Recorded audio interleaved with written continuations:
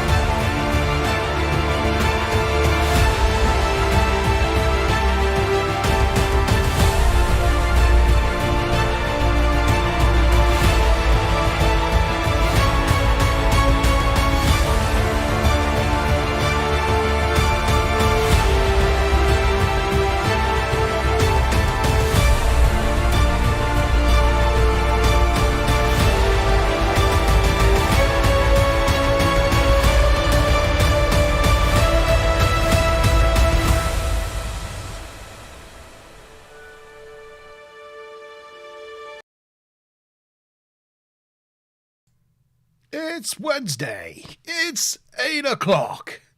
It's the TNG review show. Hey. Oh, everyone's on mute. Oh, I thought I pressed it. We're there now. Everyone's on mute. Waste of a cheer. It's the TNG review show. I also had the sound on twice, so I was getting echo. Anyway, we're all good. Oh, I'm liking the do there, Tavi. You've got a whole. You're rocking a whole different look tonight. Hey. Very nice. Say. Very nice. Everybody's looking fabulous tonight. What? Killing it. You got the Killing it. We got Chief Sean and his purpley blue hair. Yeah. It's Chief Boimler tonight. Yeah, my hair is a little Boimler. bit too dark for the effect to work, but it is supposed to be Boimler's purple. Yeah, very good. Brilliant. I do think you should change your name to Chief Boimler. For the evening, okay. Yeah. next, we're gonna have to get him to bleach his hair first, and then Then it'll be Yeah. proper purple. yeah. I can't do it without leaving, never mind. Have you got an issue? Never mind. Oh. He was going to change Oh. his name. Oh, Okay, hold on, I'll be back in a second. I can do it. Oh, okay, he's gone. Ah, He's yeah, gone. I'm sure He's you've out done of mine there. before. Yes, good evening, everyone. It is us. We're back reviewing, consigning another episode of Star Trek The Next Generation to the Vault. I'm just looking to see where Chief Boimler... There he is. There we go. Put you back Brilliant. in your corner. There you are. Yeah, looking really good. Wouldn't be the first person. Well, putting you in... Nobody leaves Boimler in the corner. Nice. Yes. Good evening to you, Mazin with Bob. How are you this week? I am very good, thank you. Good. Having a fab week. Yeah, it's a busy week, but Busy. it's a good week. Busy but good. Tavykins, how you doing? Doing good. Got colds from all the kids, but I'm relaxing. Are you back home from your travels now? No, we're still in Oh, you're Iceland. still in so- Iceland. Oh, you're still out and about. I'm a little thin on the fully functional facts tonight. So Oh, I no. hope the pace Don't is- worry. That's Just fine. having you here is wonderful enough. Yes, that's all we need. That's all we need is your beautiful smiling 100%. face. Chief Boimler, how you doing, All sir? good. All good. Yep. Nothing too exciting going on with me. Just another average Wednesday. Another average Wednesday. Well, we are Well, sorry, another special Wednesday. should I another say. special Wednesday. It's always great to get to the TNG review show because you know you're on your downward. This is like the celebration of the downward march to the weekend, isn't it? And I have an interesting thing that's coming up next week. I noticed, and it nearly passed me by. Would you care to guess what next Wednesday is? What kind of special date it might be?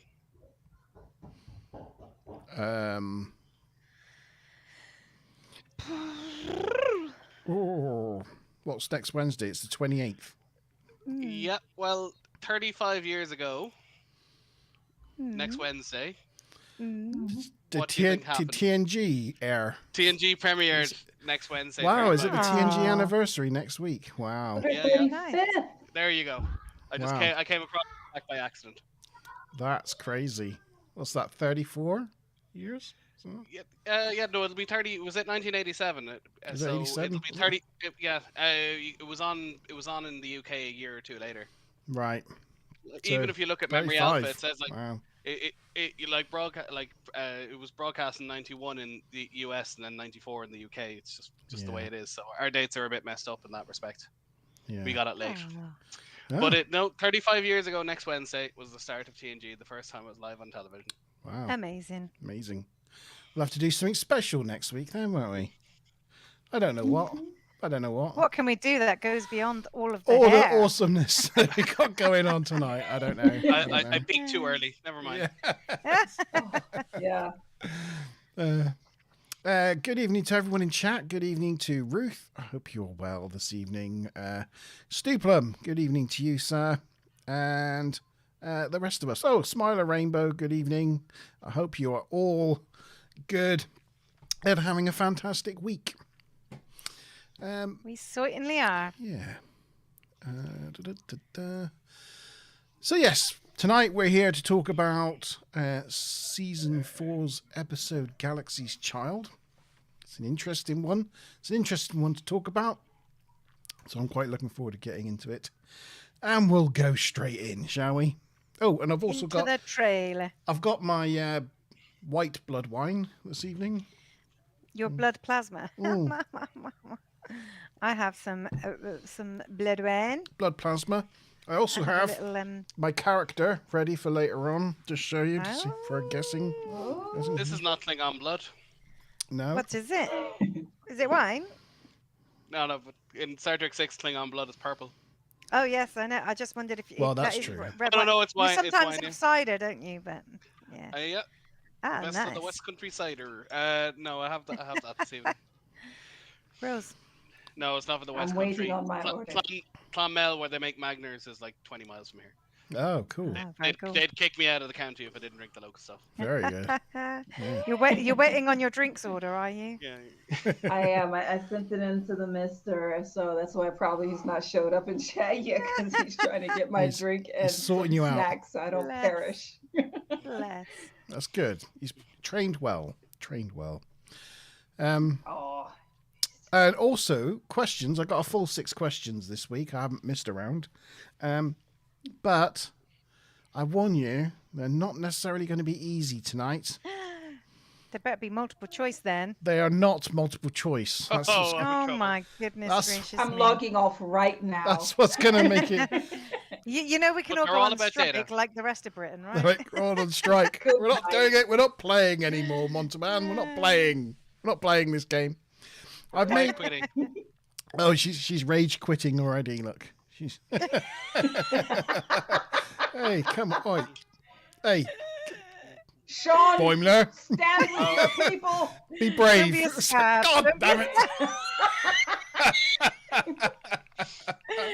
Oh, Welcome Sue's back. also Oh boycotting. dear. Bye. Yes, Steve Plum's Susan's out. fine. Yeah. Oh, thank you. Oh, you know, You know, I like to try to change it up every now and again. And, Okay, then. Bring on the 0 pointers. Just letting you know, boycott is an Irish word. Well, no, Is it? like I've made some of the questions quite easy so that All right. you'll have a Stand some chance. chance. It's just I'll not tell- multiple choice. That's all. I'll tell the short version of the story. There was a British landlord called Lord Boycott. He wasn't a nice guy, and the locals reacted by not working for him, refusing to take the crops out of his fields, and refusing to collect rent for him, and all those kind of things. So Cool. that's where the verb comes from. Ah, Nice. they Is didn't. it, like also have is it like how sabotage is? Yeah, I was about to from say they didn't throw throwing their your wooden wooden shoes shoes? into the machinery now. We also have hooligan because there was a family called the Hooligans who and someone pronounced the G in America caused a load of problems, and we have lynch mob because a load of lynches went up and hung someone from a tree. So there you go. Wow. All the cool words from Ireland, huh? Yeah. Yeah. Okay, Galaxy's Child, episode 16 of season 4. Yes, we're making our way through season 4. We've only got another 10 episodes to go. It's production number 40274-190. It first aired on the 11th of March 1991. It's the 89th episode of TNG to be both produced and released. The story was originally by Thomas Cartosian. This was his only writing credit. And the teleplay was by Maurice Hurley, who we've talked about many, many, many times. Oh, look, the provisions have arrived. We've talked Maurice was about Maurice. not well liked. No. Although he wasn't a showrunner at this stage, he got rid of Beverly Crusher, and then they brought him back after they got rid of him. Yeah, this was the 11th of the 12 episodes he wrote the teleplays for. Which is odd because he used to be showrunner and they got rid of him. The show got better after he left, and then they still let him come back and write some episodes. It's a strange one. Yeah. After Gene died, he felt he was like keeping the fort and doing things the way Gene wanted it done. But everyone else the heir wanted apparent, yes. wanted to move on and expand, and eventually the other side won, and the show got better after he left. So it's just the way of it. Yep. Directed by Winrick Kobe, who we've talked about as well. Vinrick. Yeah, Vinrick. Yes. Yeah, he directed a lot of Voyager. He directed the Caretaker Part 1 and 2 as well. He did. That's probably his biggest credit. So they trusted him to launch Voyager, so he was well respected. And that's where he met Kate Mulgrew and they started an affair. Oh, that I didn't know. I Yeah. listened to the Delta Flyers podcast and I must have missed that episode. Fair enough. Yeah, they started an affair, which only ended when she met someone else, her second husband. But Nice. she still was very fond of him. But this is the 7th episode of 16 that he directs. Yes. 16 across Star Trek or 16 across TNG. TNG. Okay. Oh, Yeah, 'cause he did a Adding lot of Voyager, as I said. there's loads and loads and loads. It's probably Yeah. 40 then. Yeah. Yes. Yep. Trailer. There we are. The trailer. A deadly encounter with a strange life form, It is moving directly toward the ship. Evasive maneuvers. and suddenly the Enterprise becomes its prey. Whenever we try, Junior responds by sucking up more energy. Now the crew's trapped in its death grip. How long before the power drain becomes critical, Miss LaForge? Captain, just a little more time.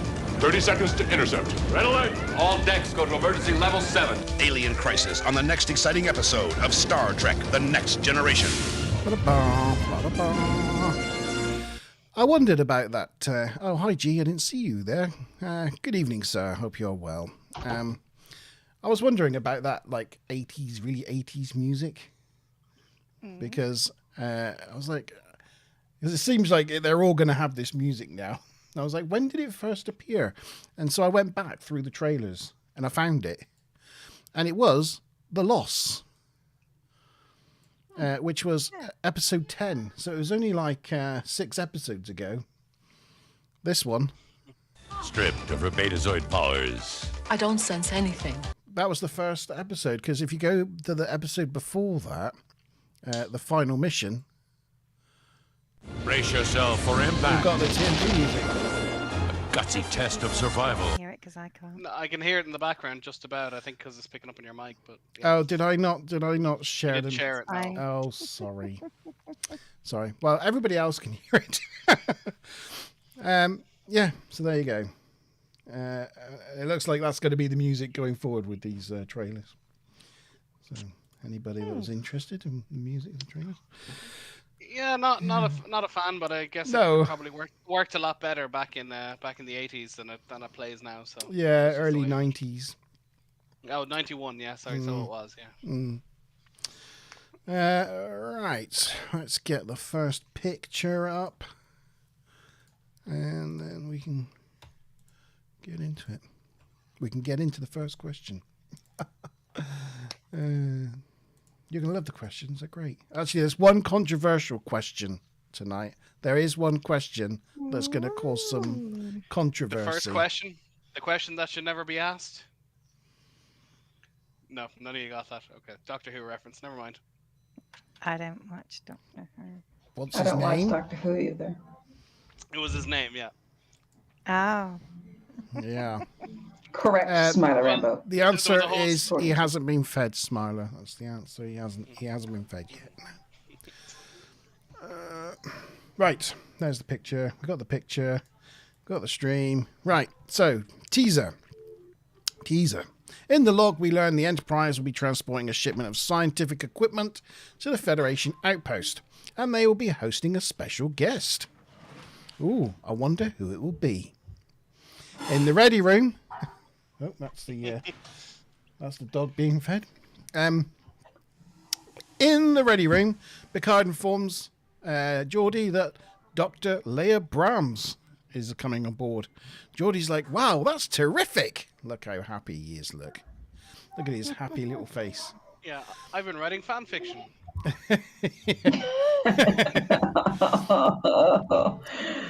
Because This episode is just creepy for me, and I am such a perv.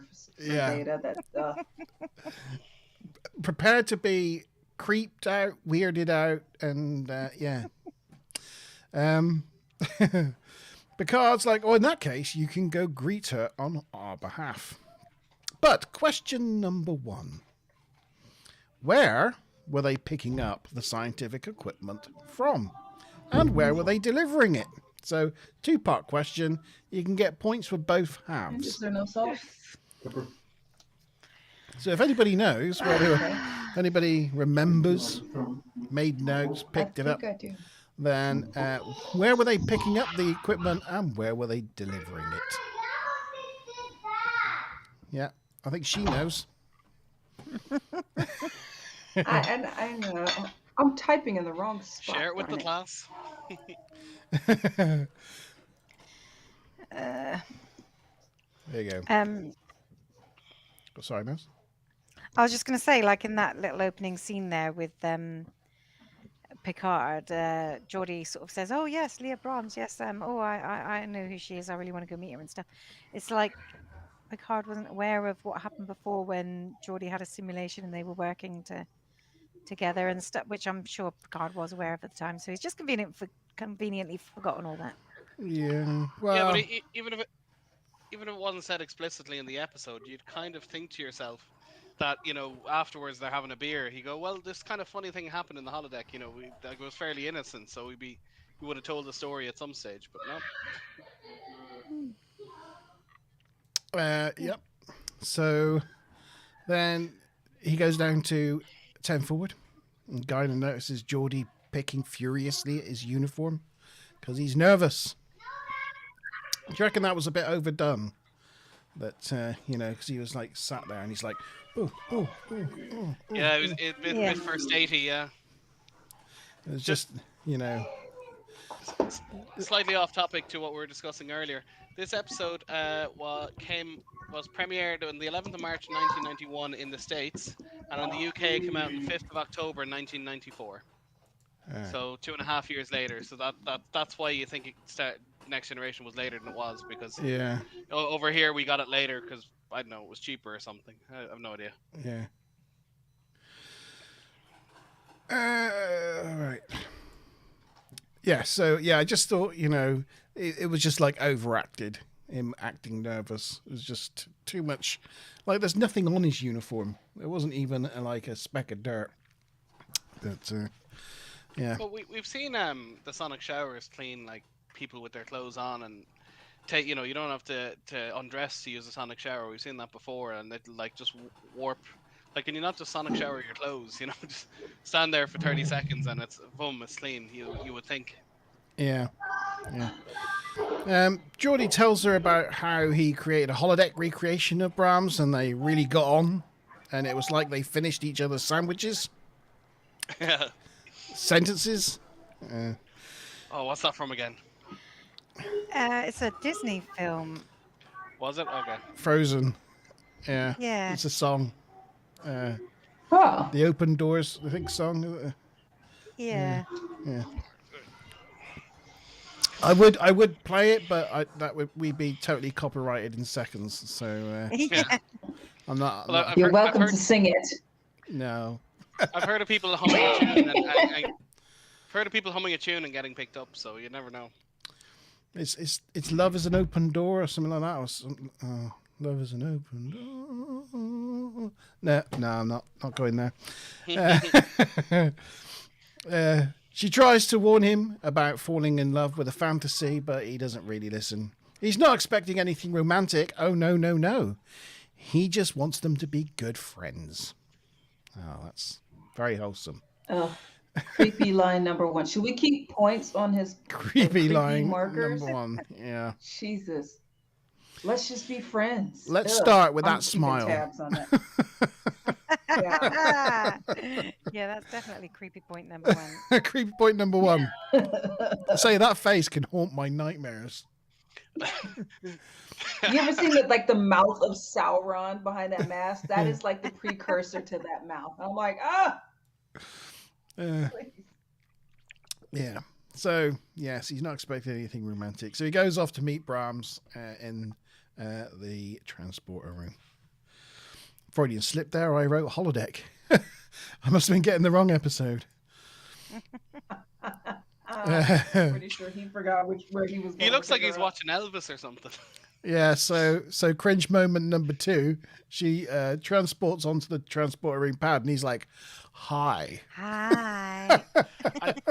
I will say, in LeVar's defense, he is acting without his eyes, so he probably is deliberately over expressioning his face, his mouth, to make up for the fact you can't see his eyes. Yeah, he does. Yeah, that's a good point.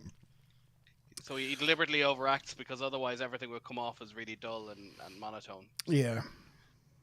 And yet this is the first time it's come off as gross and creepy. Well, it's meant to be gross and creepy, to be fair. Yeah. Well, I hope so.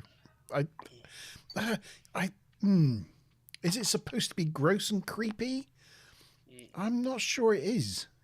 I think it's just supposed to be him, puppy dog eyes after someone who doesn't. Over somebody. Yeah, it's not. We see it as gross and creepy now, but I don't think that was its intention. Yeah. And we'll see why by how the episode plays Back out and then ends. when Me Too wasn't a thing. Yeah. Uh-huh. Ironically, Well, her final line in this episode is "Me too." Brilliant. Well, Just comically, I was pointing out.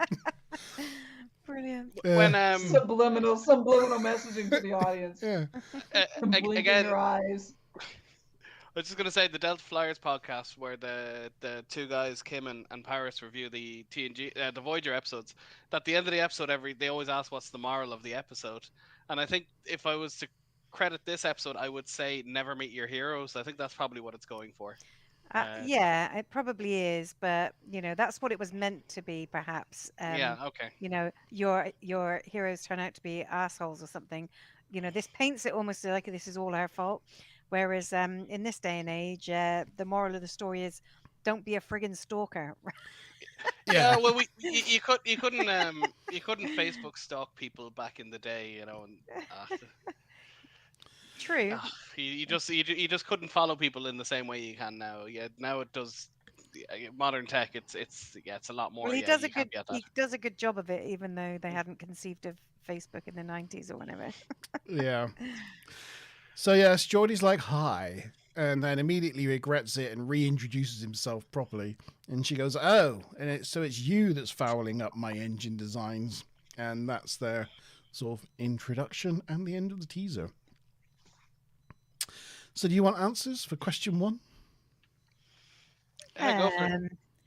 How many answers do we have? I only saw 3. Oh,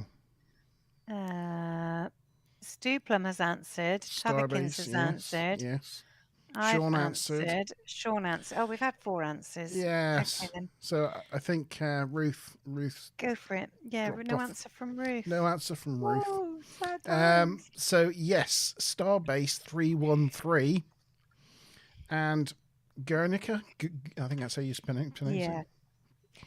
Yeah, I had my notes in 2 different places because the Starbase 313, I had it under a potential hidden 47 reference. Because if you add the 3 and the 1 together, it's a 4, and then the 3, the 1, and the 3 are a 7. 7. Yeah, I think it could be. Ruth had no idea. She is like no clue. I'm sorry, Ruth. This is going to be a bit torturous, but. Every time I see base 313, I have a side fact that has nothing to do with Star Trek, but I thought it was very funny that it just happened to be this number, and I'm wondering if someone in the background actually is a fan. 313 is the license plate number of Donald Duck's vehicles. Really? Cool. So I thought 313. I was like, oh, is someone a Donald Duck fan? But I couldn't find any notes when I was looking up Starbase 313 as if someone put that in there as a nod to the comics that a lot of people grew up with. I was going to guess it was like this kind of Red Hot Chili Peppers thing where they like to talk about California a lot, but that it was similar with the writers and it would be something to do with that. But I looked up the American code for area code 313 and it's Detroit, so that's wrong. But it was a good guess. Oh, well, congratulations to anyone that got half points or full points. Well done. I think Stu Plum answered at 2 halves, but Oh, did he? Oh, well done. I think got them both right. Oh, yeah, so yeah, Starbase you did. 313 and then later Guernica system. Yes, he's got I both. got it right and Tavi got it right. So 3 of us got it well right. done. 20 done. points for 3 of us. I'm just gonna really relish those 20 points because it might be the only ones I get. No. Tonight, my notes are sparse and poorly written. I can't even read my own handwriting. I tried to make the questions not too difficult, so that's probably the hardest, maybe one of the harder ones, and it's in 2 parts. So, yeah, it'll be fine. Anyway, go on to Act 1, shall we? Here we go. Geordie's gives Brahms a tour of engineering, and she's spotting all his changes. She gets frustrated with him that every difference is his defense is, well, applications different to theory. Brahms gets a private message and goes and takes it in Geordie's office. Do we ever see Geordie's office? No. Well, it's just that area to the left of the just to the left as you're as you're walking towards the warp core, just the area to the left. I think that's what he's referring to. No, I don't. Yeah, I didn't know he had an office either. I don't think. Although in theory he should do because he's the head of the department. I think he must because he's the head of a department. He has to do appraisals and things, and he must have an office somewhere. Let's look out for it. Also, the 2 of them get changed before they. Sorry, spoilers. The 2 of them get changed before they go into the Jeffries tube. Yeah, they so do. There must be a changing room for the whatever the skivvies, the boiler suits. Sorry, that they get into. Presumably it's near engineering because they're obviously getting into those before they go crawling around the tubes. Yeah. In my mind, there's a camera in there, and he has it on while they're changing. Because that would be so creepy. Likely. The second you said changing in the office, I'm like, oh no, we know where that's going. Oh no.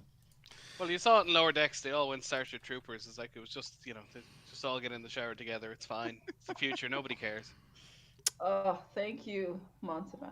Yeah, there you go. It's, and a Riker maneuver to boot. Yeah, it's doing a bit of crotch action. Yeah, it's a double pleasure. Double pleasure. This picture. You get the Riker maneuver and your first data action of the episode. And war. Sorry. Full credit for Worf for actually being at a station and not just randomly sitting over a place where there's no buttons. They and framed also the black it right. box is back.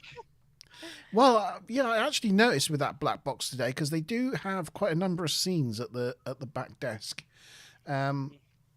I think they must have improved it by now, because as they walked by, it definitely like had reflective surface, like it was just switched off. So I don't know if they've improved the mechanism of them Well, if you look switching that between panel off. Worf and the black box, it looks like there's a part that's only partially illuminated. So I don't know if a bulb blew or they deliberately didn't put in that bulb in the middle. Because Yeah. obviously it was just standard bulbs back in the day. So I'd say just the fact that the bulb in the middle isn't there for whatever reason. Either it blew between takes or, I mean, there were standard just filament bulbs. You know, turn them on and off, they just blow between halfway through a take, and they go, well, we won't refilm it. Okay. Yes, so here's You showed a Riker. picture of Data and Supreme Panko magically arrived. She appeared. It kind of like She knows what pulled her time it out of is. the woodwork, saying- didn't it? It's like saying Beetlejuice. So. Yeah. You say Data 3 times and Supreme Panko appears. Hail Data. I'm sorry. Woo. The Soong sisters can feel the disturbance in the forest. Yeah. On the bridge, Data picks up some anomalous readings. Riker says they are ahead of schedule, so gives the orders to change course to check it out. Does Riker have the... I mean, I know he's first officer, but can he just change their mission briefing and just go off wherever he wants without telling the captain? Because he then just takes the captain's chair and like doesn't, you know... Well, I'd imagine they, you know, a suppose. first officer and a captain work hand in glove, so they'd have an agreement ahead of time how much authority he has. So, for instance, if there's a distress call, you know, you don't have to ask, you know, oh, will we finish our planetary survey or will we go to the distress call? He'll just do it and tell him later, you know. So It's not a distress call though, is it? It's just something on a whim. So he's like, oh yeah, let's go check it out. Yeah, he said we're ahead of schedule. We got time to spare. Yeah. Let's go check it out. I mean, they're an Yeah, but like, exploration vessel. he knows his captain, and he knows, you know, that he'll roughly agree with him. He's 99% sure he'll agree with him, so he doesn't feel the need to ask for permission to do something that he knows. I mean, he's a senior officer. You know, why would he ask? You know, he's not a robot. So yeah, I wouldn't think it'd be necessary. He'd do it, and then he'd inform him after the fact. So he could be asleep for all we know. I agree. I mean, I know, like, Picard's probably just in the room next door, whatever, but it'd be the same, you know, overnight if somebody was taking the night shift command, whatever. They still have to make command decisions while they're in charge. Okay. I just presumed it was him taking a wide turn instead of a straight line. But I mean, if you know, if you were in charge of an aircraft carrier and you needed to make a course correction, you're not going to wake up the captain at 3 a.m. to tell him. You just do it. Okay, question 2. Dr. Brahms, we've seen before as a hologram. But what was the name of the episode? Oh. I'm not going to answer quite so quickly, just in case everybody.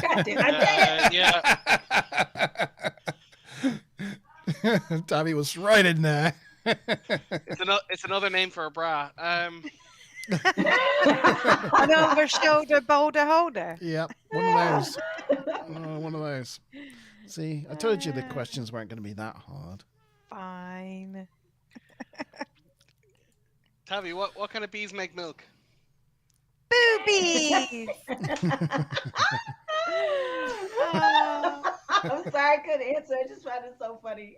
My little nephew Alex, he told me that joke when he was about 7 or 8, and I laughed so hard. He's so proud of himself, wasn't he? Boobies! I just thought it was brilliant. I'm way too entertained by that.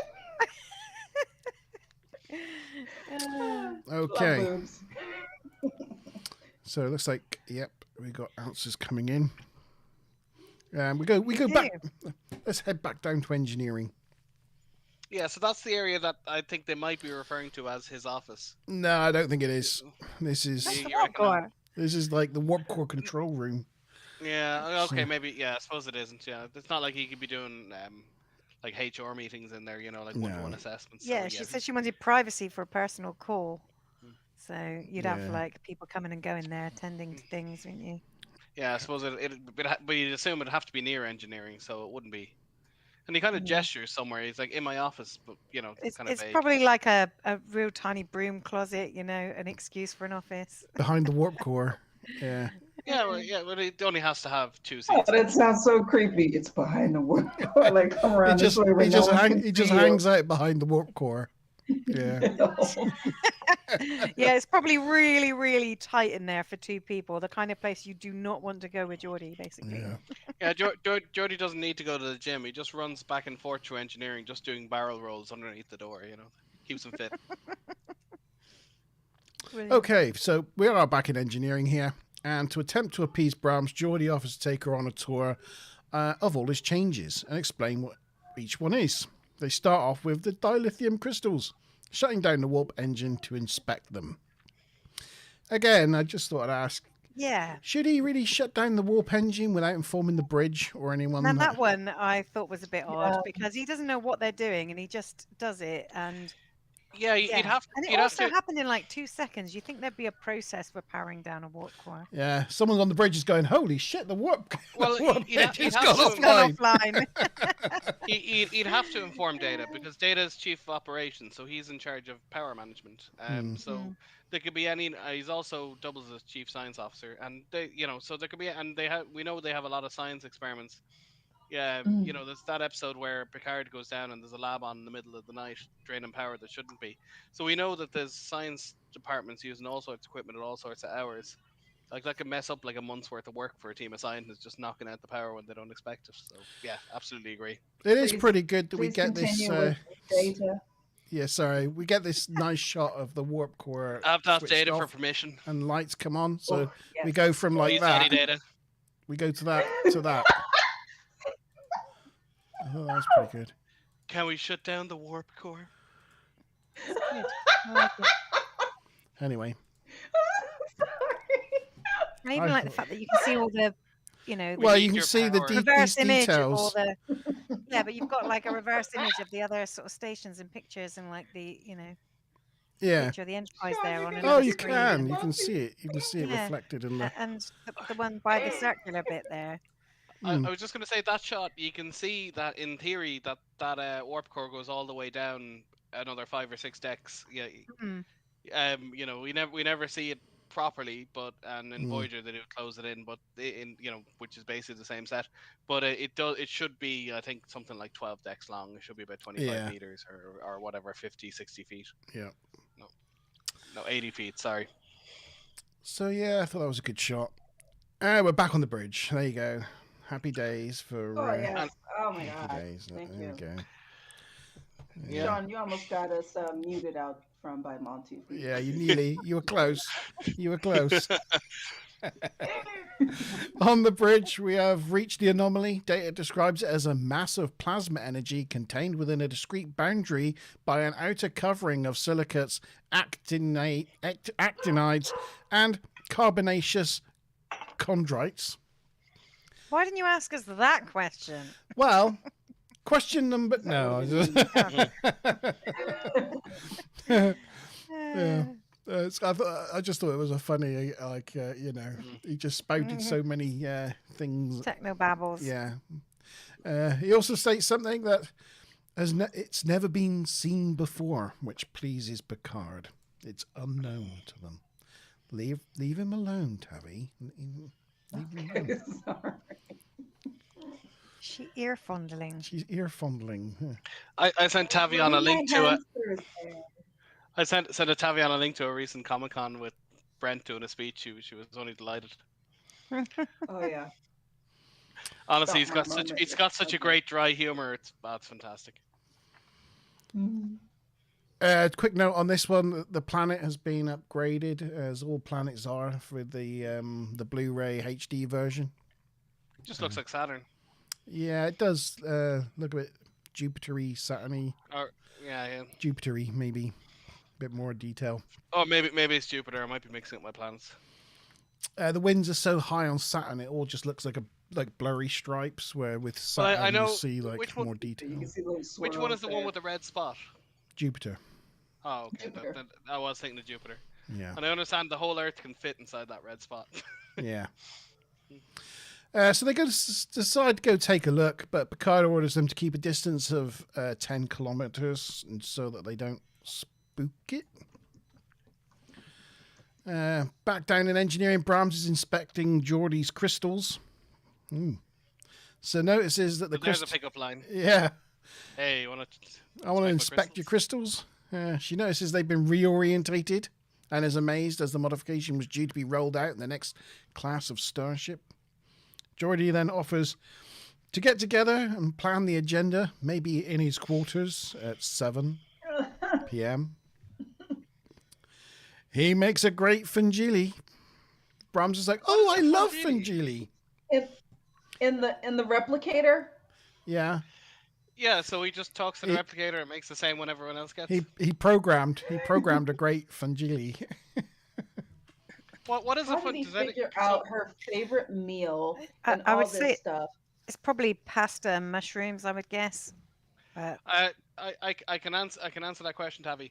So in the previous episode, Booby Trap, in order to give the hologram a personality, he tells the computer to incorporate everything from every script, or sorry, not every script, every speech she ever gave that's recorded, any social media or just any studies where basically anything she ever wrote down that the computer has access to, and they put it all together. So she, at some stage, she would have given a speech and they go, this is mushy like my favorite fungili or something, and the computer just incorporated that into the program.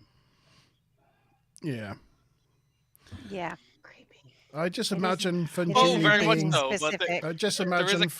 being like a stuffed, like mushroom stuffed pasta or something.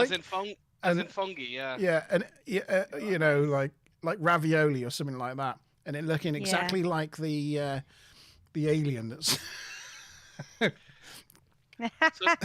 So, Tabby, once upon a time there was a mushroom that asked a girl out to a disco, and the girl wouldn't go, and he goes, "Well, what's the problem? I'm a fun guy." Oh my god! I'm gonna need some sound effects, aren't I? Like clong. That one wasn't good. Yeah, I didn't get her on that one. I need a tumbleweed. You didn't. No, it was still good. Mind you, it was not one of my sides make me squeal once. Yes, it was. I'm a fun guy. I'm sorry. I like dad jokes. Yeah. Hey, if this is the stuff they would print on those popsicle sticks back in the 90s, it's gonna make me laugh. Yeah. I looked it up, and the only time I can see fungili is on Memory Alpha, so it doesn't appear to exist. But yeah, as you said, it does sound Italian, and based on fungi, it sounds, as you said, mushroom based or fungus based. Yeah. It sounds good though, but like you'll also get an infection from it. And it's quite awkward. She's like, "Oh, I love fungili," and she's all happy, and then she thinks about it for a minute, and then she's left like. This is it. She looks weirded out. Yeah, it's like, oh. She doesn't look like, this is creating a spark. She looks uncomfortable. Yeah. Which is why it doesn't add to this whole, he's just giving her puppy dog eyes. It does come off as a bit wrong. Yeah. He's manipulating her. He's keeping her off guard. He's lying to her. It's all just creepy. How does Diana Troy not feel his creepiness a mile away? Like every episode of me getting raped or violated feels like it's emanating from engineering. What she should be. With Barkley down there as well. I mean, what a pair. Vortex curve. I mean, they have holodecks. I wouldn't just want to be a telepath and walking past the holodecks and just getting, no. There's some things you just don't want to know. What happens in a teenager's bedroom. Just leave it be. No. Yeah. Andrew! Hi, Andrew. I hope you're well. Oh, hi, Andrew. Andrew! You'll have to try and we're only on question 2, if you can answer it quickly. Yeah, we're on question 2. What was the previous episode that Leah Brahms was in? Yeah. Quickly. In this the scene hologram here, of Leah Brahms. Yeah, the hologram of Leah Brahms. In this episode here, I think they must have been really specific about where these two had to stand to get this shot, because she walks up to Picard, and I mean, she walks right up to him. She, you can see that she kind of bumps into him, so she's like literally got her front pressed up against his side, and I mean that just seems like really odd thing. Like if this was panned out and you just saw her walk right up to him and kind of press her body fully against his, it would look really strange, right? Yeah. I often think that about Riker as well. Very normal considering. Gets too close to If people. Riker can put crotches in people's face, she can walk up and put her tits Well, on people's elbows. Yeah, it's often you see it though that two people are talking and their faces are this far apart. It's like unless you're about to punch someone, you never get that close. Yeah. You're either gonna punch them or kiss them, but either way, you never get this close to someone. You know, you're always arm's length. Yeah. And I always think, I hope they have not bad breath. That's one of the things I'm always thinking. I'm like, Yeah. they're acting. Do they drink like peppermint tea and swallow mints the entire time? I couldn't do it. Well, Yeah. I've heard that actors when they have to do kissing scenes, they'll I know they'll have like an anchovy or garlic or and Just they'll to- like spit it into the other person's mouth. And, Yeah. there's. Just as a joke. Are you familiar with what corpsing is, Tavi? Laughing a lot. Well, that's what it can mean. But what used to happen is, say you had a Shakespearean play and someone would die on the stage. What the actor would do is they'd die at the front of the stage with their face facing the back of the stage, and then when all the other actors are trying to act, they'd be down there going, making faces, trying to put off the people who are still trying to tell the play, like just looking into their eyes. And so corpsing is basically to lose it on the stage, but that's where it comes from. Oh, that's where it comes from. I didn't know that. But if you ever notice, if you're watching a stage play and someone has to die or fall asleep or something, and they fall asleep at the front of the stage facing back looking at the other actors, they're working very hard at just trying to put them off their game by just like staring at them and making funny faces. Just doing this, whatever it is. That's almost Steve a Plum- fun factoid.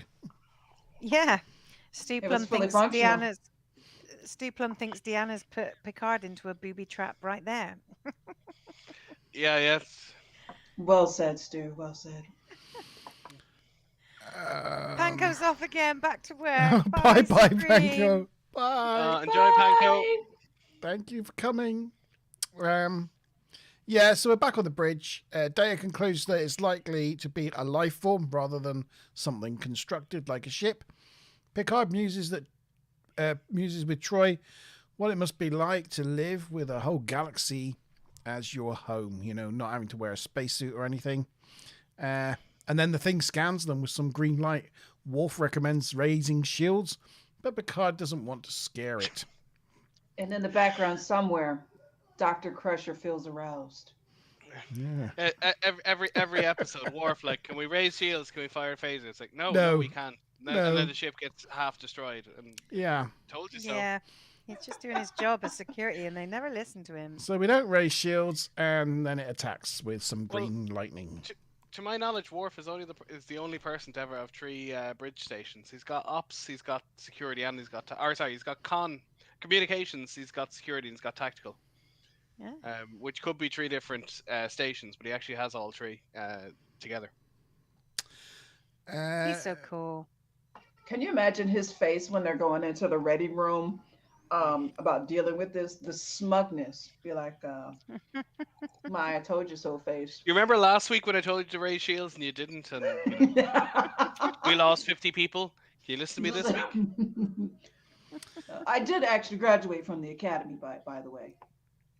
Oh. And back when I was in the academy, we used to Andrew sing a little says, song. is that the You sounded Sierra every We Union? used to Close to keep a our song. shields on.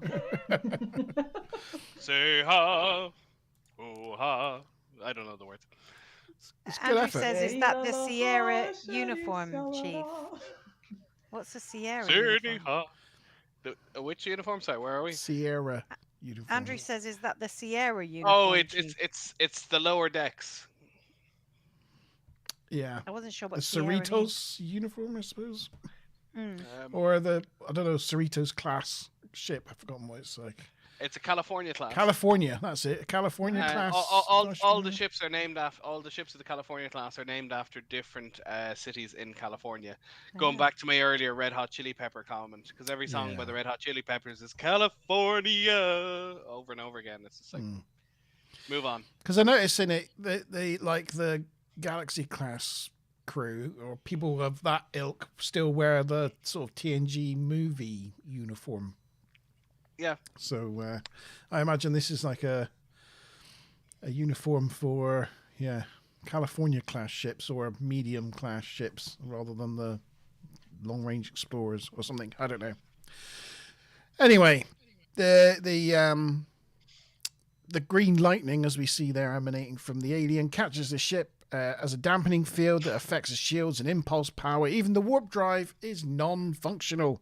Radiation levels are rising, so Picard readies phasers at minimum power. Worf fires and unfortunately kills the alien. Did anyone else hear Monty say green lightning and just in their head go, green lightning? Green lightning! Sorry. Nobody, Sean. No, just me. Okay. Just you. Okay. Yeah, so it dies. It's very sad. And that's the end of Act 1. Maz Very with Bob, is there any... That thing kind of looks like a fungili. Yeah, well, I was thinking it looks like some sort of stuffed pasta, doesn't it? I think that maybe that's what fungili looks like. I was thinking it looked like a fish with no eyes. You know what they call a fish with no eyes? No eye fish? No. Fish. Okay, no. That's a deer. That's a deer with no eyes. Yeah, deer with no eyes is no idea. No idea. No idea. Okay. Any other tidbits from the teaser or Act 1, Maz? While you're doing that, I'm just going to close my camera for a sec. Yeah, no worries. So one thing I was just as the green lightning struck there, I thought it was quite a good shot of like engineering with like the upper gantry. You know, it was sort of a shot from below, and I feel like that in the first few series, engineering was very sort of one level, one dimensional, and I feel like it's got a bit more sort of dimensionality to it now in terms of the shots that they have with the camera. In terms of some of the earlier stuff, so Michael Piller really likes the idea of having a fantasy versus reality episode, and he thinks it worked really well. In general, they're saying that they feel like Geordie portrayed the part well. And another point is the name of the episode, which is called Galaxy's Child, and obviously this is a baby alien born into the galaxy, and it sort of roams the galaxy, but also the Enterprise is a Galaxy class ship and it attaches it, so it's kind of like Galaxy's Child has a bit of a double meaning in that respect. And I think that's it for now. For a minute. Yeah. Righty rights. On with that. Oh, question. Answers. Sorry. Question, answers. Answers, questions. Booby trap was the answer, and I think everybody got it right, didn't they? Yeah. Everyone who answered got it right. Everyone who answered got it right, which means Tavis, Duplum, and me are in the lead on 60 points, and Sean, Ruth, and Panko have got 40 points. Though Duplum was wondering if Troy on the bridge was just conducting her own booby trap. Yeah, just snuggle him right in there. I can't have the shore leave. How about now? You're not going to make any questions concerning episode names, are you? Apart from that one, booby trap. No, there's no others. Okay, because I didn't want to spoil something like no. There's like no 2 takes Frakes. No. Well, to be fair, that was my fault. Oh, no, I was watching this episode and I found that them looking at this creature and being completely like off with what it could be, and I'm like, were you guys not present for Tin Man? Yes. Yeah. Oh, a spacefaring creature. We've never encountered anything like that before. Yes, you have. It's like, really? I wonder why you remember that episode, which features Data so heavily. Oh yeah, it does. Yeah. I guess the difference here is that was a creature that was seemingly bred for the purpose of being a ship, where this is kind of a. This could have been its distant ancestor. It's naturally occurring in its natural state type thing. I don't know much about aliens, but that thing actually does kind of look pregnant the more I look at it. Yeah. Yeah. Apparently, it was like a fiberglass model, It was. built by Tony Meininger, Meininger, um, yeah, I'd and say. a CG model created by Rhythm and Hughes. So, combination of sort of physical and digital. And it's all been replaced now with a new CGI model. Yeah. So this is a new, new graphics for the Blu-ray version. That does actually is actually quite a bit different and does look better than the original. Yeah, that the first does. the first one wasn't awful for its time, but No. it was fairly ropey. Well, I've got a question. Okay. The actress who played Leah Brahms, what other episodes did she? I assume this isn't a question because you said there aren't any more episode questions. What other episodes of Star Trek has she appeared in? Well, she was in. Well, Deep actually, Space well, Nine. she was in. She was Benteen in Deep Space Nine, and she also came back in episode 303 of Lower Decks, as She was in. voiced. Oh, She was in 2 episodes of Deep Space Nine. Actually, I think. Yeah. As Yeah, that it was a character. two-parter. Yeah, Mm-hmm. Homefront and Paradise Lost. Mhm. Yeah. and I- very unusual for a two-parter. It wasn't part 1 and part 2. Yeah. It had 2 completely different names, but it is a two-parter. I didn't know she was in Lower Decks, so there you go. Thank you for that. She was The last she was episode. in, Funny enough, two episodes ago. 2 yeah, episodes or- ago. It yeah. was the last episode I watched. Oh, okay. Apparently, Well, Rutherford, he's the guy with like the Borg implants. He's an engineering dweeb. He's a nerd, and she appears to him as a fantasy. But instead of being interested in her, she's like, "Come on, I'll show you how to I'll bring you to the space yard and we'll look at the warp engines." So she's enticing him into a fantasy, kind of like the Sirens and Red Dwarf. But his fantasy is the engines, not the woman. and I it's have to correct you nicely on echoes something. back to Booby I believe Trap. those are cyborg implants from a Vulcan technology. Yes, That's yes. why I had pointy ear. Sorry, I meant Nice. Borg-like implants. Yeah. Yeah. And apparently, Dr. Brahms was going to make a third appearance in TNG at some point, but in the season where they're going to sort of spin that yarn, she got pregnant and they decided not to bring her back in. But and that was apparently How the case. dare she? She tried out Yeah, to women, be. eh? She tried out to be Beverly Crusher and Deanna Troy, I thought you were going to say Dax. and she was on the short list for Captain Janeway. Oh, okay. Oh, Yeah. So Interesting. yeah, she narrowly missed out on being a number of Star Trek characters. yeah, good one. How sick would you be almost making it? I mean, I'm sure she made some money, but being on a show for 7 years, 197 episodes, and then all the conventions. Every time you can do a convention, it's 5 or 10 grand. You can do 4 or 5 of them a year. Yeah. You're set for life if you're on a TNG or on a Star Trek show. She was in a couple of episodes of 24. She was in an episode of Lost. She's been in a number of things over the years. Nothing major, but she's been in a number of things. Yeah. I had to go away a minute ago because I could smell burning, and I was like, "Where's that coming from?" So I went out to check. Anything serious? No, someone's burning something in their garden in the area, and it's just smelling quite smoky. Yeah. So here. Moving on. Well, they throw a nice brisket on it and just leave it there for about 12 hours. And you just Yeah, crack it. nice. Yes, Smiler Rainbow Smiler confirms. Rainbow confirms she's not burning the house down. Yeah, it's good. That's good to know. It's good to know. Burning down the house. Yeah, see, that did flash through my mind. Thank you. You voiced my brain then. So Act 2 starts with Picard feeling a bit shell-shocked at what just transpired. It all kind of went wrong, and he ended up murdering the very special creature that they've just discovered.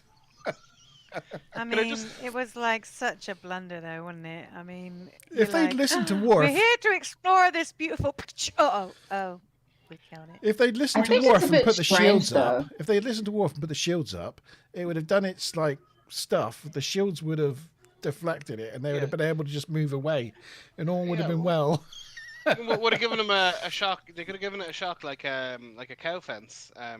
Just like a little shock to tell it to go away, and little pulse, gone, done. Yeah. Also, I was wondering like why they never use those sorts of things. I know they don't want to use like ramming speed, but I'm thinking you have deflector shields. These things literally move things out of your way as you travel through warp speed. Just put your deflectors up and go towards the thing. It'll bump the thing back. Yeah, you just cattle prod it away. Yeah. And I mean, it's not a hard object. It's it's just like a field of energy. So I don't think you can enforce too much blunt force trauma on it. Yeah. We need to be tactical officers. I'm wasted in engineering. Yeah. Also, can you just appreciate Patrick Stewart's skull and how could he ever be anything but an actor with that head? He's got an impressive dome for sure. It is a dome to be proud of. Yeah. Just so angular and just iconic. Iconic dome. From one iconic dome to another. Well, not really iconic, but dome shaped. Okay, so on the way to Data, Data stops him because, get it. He's a bit shell shocked. He decides he's going to run away to his ready room. But on the way to his ready room, Data stops him to say that there's energy emerging from within the creature. So they think. Hold on, is there a picture with this? No. Oh. Sorry. Oh, I know. I'm going to start molesting my background again. Okay, you carry on. You carry on. We won't watch. I'd have to. Can I just appreciate how Geordie's quarters, you can look out the window and you can see all manner of stars and planets and planetary celestial bodies, and he just chooses to decorate his wall with a photo of a planet. Yeah. But it looks a bit like a rainbow. I'm not even sure that's a photo of a planet. I think it's just a light. I'm not sure. Oh yeah, well. Yeah, he's not even that creative. No. So anyway, we're in Jodie's quarters. He's trying to get everything just so everything's perfect for when Brahms arrives. He tweaks the lighting and gets the music set up, and eventually Brahms... And he's not in uniform. He's not. He's got a fetching red jumper on with the sleeves rolled up. Brahms arrives, sees Geordie out of uniform and thinks, ooh, this is weird and awkward. Also, she's not wearing a uniform, so I mean, it's a formal dress, but it's still not a uniform. Well, I guess it's her. I know, but I'm like, he invited her under the pretense that they're doing work, and then it's the evening time, as in when someone would be having a personal. Plus, I'm guessing I'm guessing she's come in as some sort of civilian contractor type thing. So this is her power suit or whatever, She's, and I noticed. Did you notice how? She's wearing the same thing that she was wearing all day. Sorry, go on, Mark. Monty. Sorry, I just anyone noticed how the things that she's wearing here suggest stay away. There's these really pointed things. Spikes on her breasts, which says, she always has a really good match with her, brooch and earrings. They all match, and they're very cool and pointy. I actually think they're really cool. Yeah, if you try stabbing creeps if you need to get away instead of carrying car keys, because there are no more car keys. But even if I was interested in a woman and I had an interest in pursuing something with her, you wouldn't start by going, why don't you come over to my place? You go public place first, you think 10 forward or whatever, you ease into that. Again, hence the whole creepy. Yeah, it's a bit it's a bit much. Yeah, you're right. At least he's not wearing that Angel 1 outfit that Riker had. So well, also, you'd think they'd have various private dining rooms on the ship, because not everyone, the lower deckers, wouldn't have crew quarters. So you think they'd be able to reserve private dining rooms or private spaces if they wanted to be not, well, actually, yes, with someone for conjugals, but also just if they want to have dinner. Yeah. Meeting rooms they do in offices. Yeah, basically, but with replicators. Yep. I had envisaged of him taking her to the holodeck and sitting on that beach where he took that ensign that time and trying to put his arm around it. And the The gypsy, spikes on her earrings here, like digging into its arms. She's going, nope.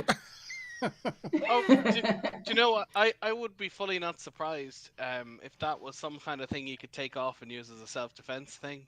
Mm.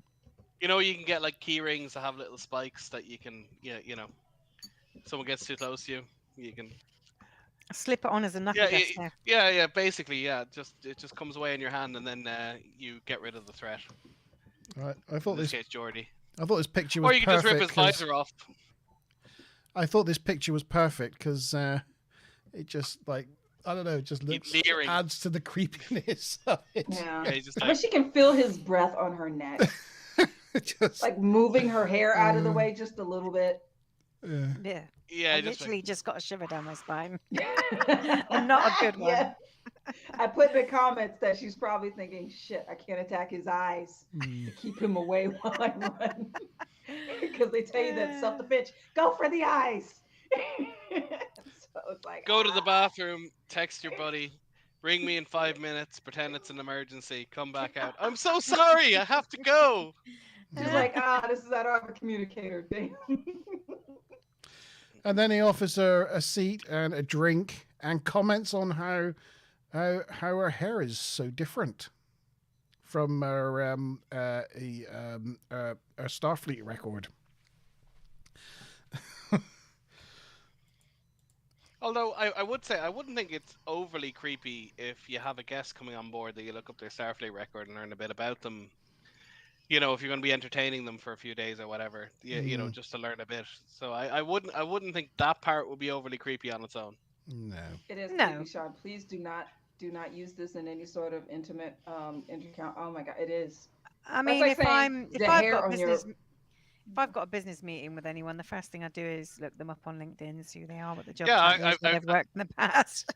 I've even done that when I've gone for interviews. Like, your interview will be Maz McBob. Like, find Maz McBob on LinkedIn, look up where they've worked, what their skills are. And hopefully, we might even worked in the same place, and who do we have in common? Because you could lead in. Exactly. Try and just find it. Just work it, and then they go, "Oh, by the way, sorry, we changed it to someone else." Like, like her hair though. Yeah, that's like I have absolutely done that. Yeah, I think we all have. If they catch you out and they go, "Well, you're interviewing me, I'm interviewing you. I want to know if I have this job." Wow. It shows some interest, doesn't it? It's creepy though. It's Yeah, like saying if your Facebook picture has a hairstyle and then another week you have a different hairstyle, and it's like, why would I have the same hairstyle always? We're not cartoon characters. Yeah. Sorry, I just have to be mad for a second. 2 seconds. Sometimes I have a really bald head. Sometimes I polish it and it's a little shiny.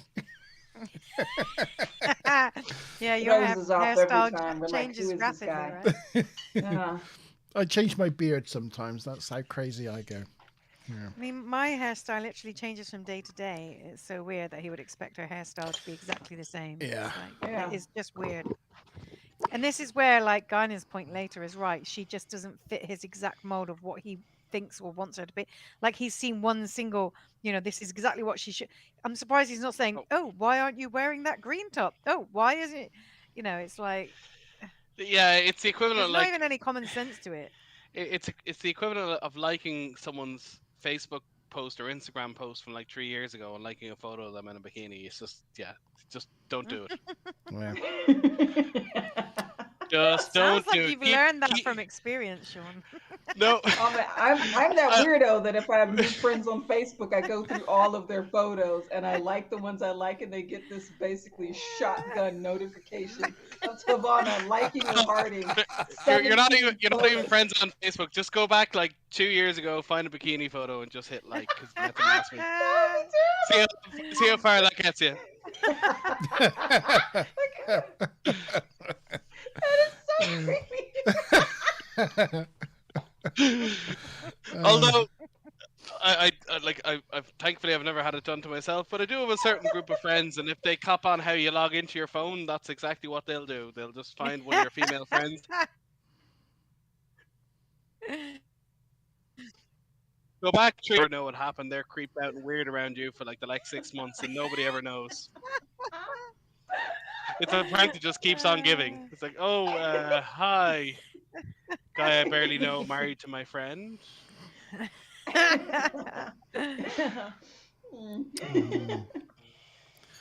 Come on, internet, stick with me. Don't play around now.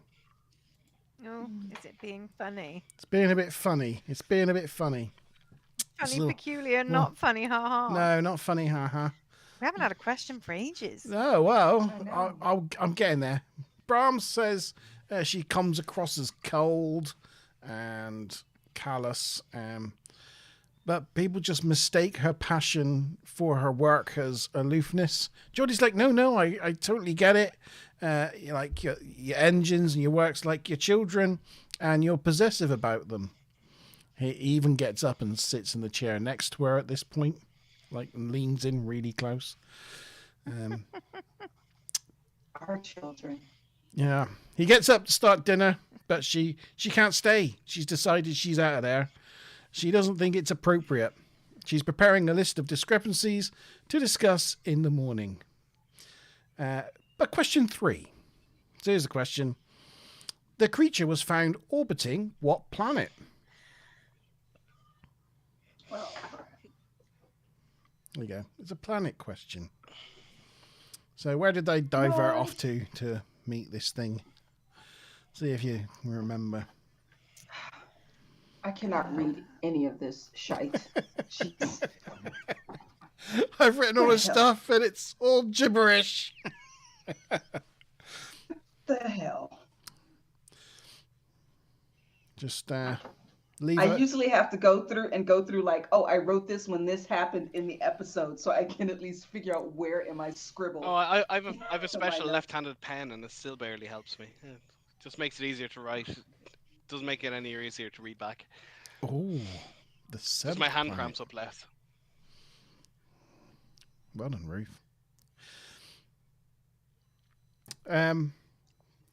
Yeah, but yeah, I mean, overall, I just felt really sorry for her. You know, she's come on here expecting a professional thing. You know, expecting a meeting basically to discuss tomorrow's agenda, and yeah, she's got this dude creeping on her really badly, and it's just really embarrassing. Well, I mean, that part is obviously creepy, but in real life, yeah, people who design engines and people who run them are very different people. But at the end of the day, that the people running it will end up knowing more through trial and error. They'll just figure out how they run best. No plan of attack. What's the expression? No plan of attack survives the first encounter. You plan things for this perfect system, and you stress test it, and you think of everything, and you don't. There's a great quote. It's like, when you try and make things idiot proof, you underestimate how ingenious idiots can be. And similar to that, it's just you never think of everything. You just can't. So people have to figure it out on the fly. Okay. Something really interesting about this after the question is answered that I really appreciated, but go ahead. I'll wait though. Okay. A nice shot of the Enterprise. We go right over this little section and towards the bridge. Purdy. Yeah. Pretty. Loving the D, yeah. loving the big D. I love, I love my big D shots. But which that's a D pick you can send to anybody and they'll be happy about it. yeah. The vast majority of shots, like all the flying past shots, were just filmed for the pilot, and they were reused all the way, including in Generations. They never redid them. So you're telling me that this is a 6-foot model shot from Encounter at Farpoint?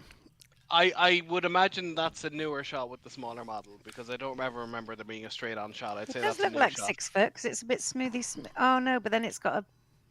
Actually, I think that the 6 foot has the 10 forward window, so this must be the larger model, because it doesn't. It looks too Yes. smooth, but it's. Because they didn't think of 10 forward until the second season, in which so in the older shots in the bigger model, there's no just on the rim there should be windows at the very front, and there isn't. So that's how you tell the difference. Because I was like, the rim looked too fat, but the flat part of it looks too smooth. I don't know. No, you More are right the offense. first time. This is a 6-foot model shot from Encounter Farpoint. Yeah. Oh, it is from Encounter of Farpoint. All Shot right. for Encounter Farpoint. Yeah. But like even for Generations, they still reuse the original shots. They redeveloped the film to make it cinema quality, but they didn't refilm it. They just used the ones they had. Yep, they did. Yep. Quality. I should have known anyway because this is your quintessential bottle show. It's only like a couple of sets, a little bit of a space shot, but nothing really new, reused footage and It stuff. was a good bottle one, because you got to see like different shots of the engineer area, different angles and lighting. I really did like that. I thought if they're gonna do bottle shots, get the interesting parts of the ship that you don't get to see, like the Yeah. ooh. I mean, Monty Ban, you were off fighting fires when I said about like the gantry in engineering, like seeing it from the bottom and looking up at the upper layer, like it just sort of brings that multi-tiered thing to it a little bit, like you were saying with your warp core. But previous, first few seasons, engineering looked a bit sort of on the same level, one-dimensional, and now we're sort of seeing it in that multi-layered way, which again they do then again enhance more in Voyager.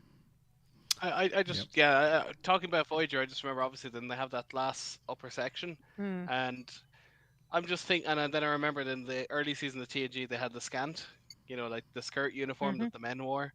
Like I'm assuming some of them were Scottish, with the glass roof. I don't know if I'd want to be actually, and as we know, all good engineers are Scottish. I don't know if I'd necessarily want to be on Voyager with a Scottish engineer. Let's just put it that way. To be fair, what the was that ladies noise? had the scants as well. But yeah, you really wouldn't want to be up a glass floored No. place. No. It's amazing. Or even going up and down Jeffrey tubes and things. It's just skirts are not practical. I think for, it would make the day better armed for forces everyone. or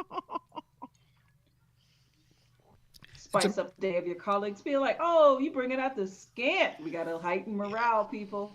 Can you imagine Riker wearing the scant, doing his, the Riker lean on? Yeah. Oh no. And as I said, Scottish style,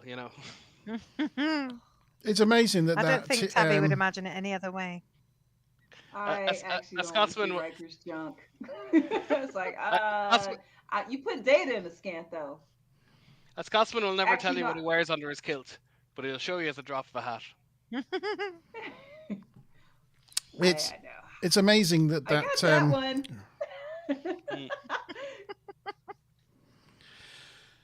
It took me a second though. Anyhow. I was distracted by the mental image. Okay, answer to question 3. Sorry. It's Alpha Omicron 7. So, yes, well done for getting that in. Alpha Omicron 7. I was going to make a joke answer, which was the planet from Futurama, Omicron Persei 8, and that would have been much closer than what I actually guessed. Well, so Ruth I think got the 7th planet, so well done, Ruth, for getting that bit. Yeah, I think Ruth got half. Tavi, me, and Stu Plum got full. Yeah, I think you get half points. So that's a 80-point answer. No, it's a 60-point answer. So I think Ruth gets half points. Yeah, well done. Cool. Yeah. I'll calculate and let you know in a bit. Act 3. Keep going, Monty. Keep going. Oh, no. Enhance. Act 3. 3 as a wind blows. My pictures are going in the wrong place. There we go.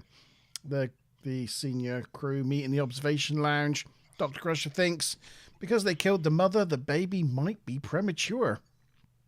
So is unable to escape.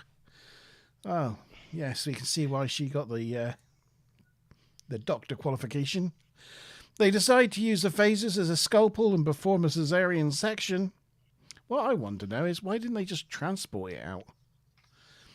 Why do they still perform cesarean sections in the... Well, the creature was probably too big for the transporters. I mean, it's the size of, I was just thinking in general. City bus or something, it's way too big for... Actually, it's bigger than that. They're designed to... Even the... What's the word? The industrial the industrial transporters, they can only do about the size of a motorbike, or like about 10 people squished together. So yeah, it's too big. An old rickety bird of prey transporter transported 2 humpback whales and associated water like 100 years Fair ago. point. Fair point. That is a fair point. But I think in TNG up to date, it's been like you need a transporter. Site to site is less a common thing. Sometimes if you do, you need like some sort of enhancer thingies or something to lock onto. Yeah, the but, pattern enhancers. Yeah. Yeah. but I would imagine though. Sorry. what I really loved about this scene is how Crusher says, "Oh well, it's really dangerous to generalize, but in general, it's just brilliant." I'm Yeah. like, I also love that's fine. Why even bother saying that?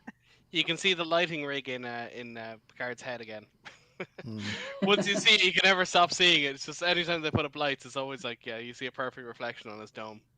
It was just the way she kind of said, like, if this was a patient in sick bay, I would perform a cesarean, a cesarean section, and then Riker comes up with the idea of using the phaser as a scalpel. I was just surprised that they still do that sort of thing in sick bay, that they don't have a more 24th century operation. They do it in the Voyager episode Threshold, I think. Do you remember where they have 2 Voyagers and one of the babies survives and one of the babies doesn't? What's her name's baby? And but I think they do beam it out of the kid or out of the woman if I remember. Yeah. And the baby survives in one reality and comes across to the other. Yeah, that's a messed up episode. They go to say they're going to use phasers on it. Worf objects, as it could be hostile like the parent. Picard ignores him and decides to go ahead with it anyway. And he looked really downtrodden. Like, oh, why do I bother? Can you imagine his reports with "I told you so" in Klingon written in? I just have like little cards in my hand. Sorry, this is for you. Yeah. Hey, remember that one time? How about we not do that again? Can we use our shields, please? Computer, play the "I told you so" song. Yeah. Do a little dance. In engineering, Brahms wants to crawl inside Geordie's conduits. I say she does. And inspect them, apparently. That's what she said. He points out that does mean getting on your hands and knees, but she assures him she knows what it involves. That's literally how that scene played out. Or is she going to wash down the lobby while she's at it? Yeah. Yeah. There they are. So are you going to tell me something about Jeffrey's tubes? We've talked about Jeffrey's tubes before. That they were created by, I don't know, whatever. Jim Jeffries. It's not Jim Jeffries. But this was the first I'm appearance. pretty sure it's Jim Jeffries. I'm not making that up. He's the Australian comedian. Oh yes, that's not him. I mean, the fact that this was the first appearance of like the new style of Jeffrey's tubes, yes, and that the last these time don't look like the last time Hunted. Yeah, the last time we saw them in the Hunted, and they were like massive corridors that was reused from Star Trek V, and now they've got the proper little crawl through ones that are now famous, and we'll see from now on. Yeah, but they just use that same one over and over again. It's the Find, it's the Voyager, it's the Runabout. They improve any Federation ship. Yeah, and the one thing they changed, that kind of rubber floor mats, because I think it was too hard on the actors or something. So they do change that out. And as you said, they improve it in various ways, but it's effectively the same set forever and forever after that. Yeah. Mm-hmm. Yes. Had to drop a fast fully function fax or a fast Hulu. Ooh. Sorry, Hey. Oh, sorry, it was Matt Jeffries. Excuse me. Matt Jeffries. Yes, the designer of the original Enterprise. And in the original, for no points whatsoever, in the original Enterprise, on various pipes, you can see the letters GNDN. Any idea what they stand for? Golf, November, What's D? Sorry. Delta. Delta. November. Sorry. Come blank. You can see them in some of the remastered shots. It stands for goes nowhere, does nothing. Oh. They printed on the pipe, so if you ever see that in the old, you're rewatching a TOS episode, goes nowhere, does nothing. Oh, keep an eye out. That is great. The fully functional fact that Jeffrey's tube suit is the same style they put on Lore when they reassemble him in Data Lore. Yo, yes, so Well, it that is. makes sense. They have they have them on the rack, so why wouldn't they use one? And they were probably reassembling them in engineering, so it was right beside them. So makes Yeah, perfect canonical sense. I recognize it. Yeah. If you would like, you can put that photo up again, Mr. Boimler. But I also love, like, you never see this. I think this is the only time you ever see Data or Geordi just going, "Oh, I'm going to scuff up my uniform. I'm going to change here." You never see it again. Every other time you see people in a Jeffrey's tube, they're just in uniform. Yeah, they are. Mhm. Yeah, that's true. Occasionally, that's like a crewman or a specialist uniform, in universe that you see some people wearing around engineering, but you never see people changing from one to the other again. This is the only time that I can think of. Yeah, and she looks like she's got oil on her hands and stuff. Like they've actually been doing things. Yeah, like Dirty Yeah. work. 24th century tech is running hydraulics. Yeah. Yeah. Massa is right, Sean. Tavi wants to see your lore background. Oh, right. Sorry. Yes. Okay. So I heard, yes. I I was heard. enjoying my time in the TARDIS. Hold on. there you There go. we go. Same suit. There it is. So sorry. Actually, I moved this way just so you can see it all right. They crawl up Jeffrey's tube. They crawl up a Jeffrey's tube, and Brahms finds Jeffrey's George. tube. Yeah. That doesn't sound right. Oh, sorry. They find Geordie's alterations. Jeffrey's tube. Yeah. Yeah, in Jeffrey's tube. He added a mid-range phase adjuster, and she's really impressed. And she advises Geordie to write a paper about it, but Geordie's like, "No, writing's not my strong suit. But maybe we could collaborate, as writing is your strong point." She gets sus again and questions him on this. So that I guess. Yeah. On his continuing attitude towards her, and he admits to being a big fan and doing research / stalking. And he's hoping. I'm a creep. Yeah. I'm a lover. What the hell am I doing here? Yeah. He's hoping to become friends, good friends. And she's like, "Dude, I'm married." And he's like, "Oh, darn." Yeah. But question number 4. So what? Soccer as a goalie doesn't mean he can't score. So this is my controversial question of the night. Yeah, controversial. From my notes. Question What you 4. doing? Does Geordie ever marry Dr. Leia Brahms that we know of? Ooh, that is controversial. What? What? Yeah, so does Geordie ever marry Dr. Leia Brahms that we know of? So it's a very simple yes or no question. My answer's right, so whatever I deem that's On that. Stu Plum says buffering. It's still going around in circles for me at the moment, rather than saying stream has ended. I can see Monty Ban, he's moving. are we Oh, back? we haven't back yet. I think we might be back. Are we back? If I wave, do I wave? Yeah, but I can see you. Well, at least you're back. I'll just repeat that because people probably didn't hear me. In the future Voyager episode, Time's Orphan, was it? Where basically Geordie is a captain. He's the captain of what ship? I think it's a Nova class, the same as the Equinox. But what was the name of the ship? Does anyone remember? No. I'll tell you, it was a U.S. state. That might help. And it wasn't California, because obviously it's not a California class. I told you it was a Nova class. Iowa. There was an Iowa class ship. I think it was a variation on the Constitution. But no, it's not Iowa. Okay. Yeah, nobody's getting it. Okay, it was the Rhode Island. Oh. Okay. I'm just sorry. I'm just busy You see what- closing everything down that I don't need. Good. I just see a background. Yeah, The lore bubble bath. the data lore bubble bath. Yeah. I would get that was the case. I wonder what that smells like. Would it smell like hydraulic fluid or something?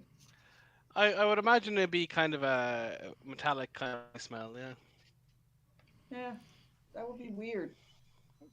One possible factual error was when Worf described the size of Junior, he said it was 46 million cubic meters. Apparently, that would have been about half the size of the Enterprise. Not that I know the actual dimensions of these things, but I'm going to take a wild guess, and they did it in feet, and then they realized that they couldn't have Ah! feet, and they just changed it to meters, and that's that a really made good it point. that yeah, made it scale up by about 9 times what it should yeah, that's probably true. That's a really good point. be. 9 times probably. Three dimensions, so Yeah. it's 9 to 10, 11 times the size if you just change feet to meters. And also, this was the first appearance of Ensign Sariel Rager on station. Oh. Yes, a sort of one and only appearance. And also, LaForge mentions in this scene here that writing isn't his strong suit. However, in an alternate reality, in August. I'll be back in a sec. Oh, wait. Yeah. Yeah, no, I was just being polite to try and stop people, tuning out. But I obviously made because it's. And are we live again? Yeah, we are. Yeah, we're back up.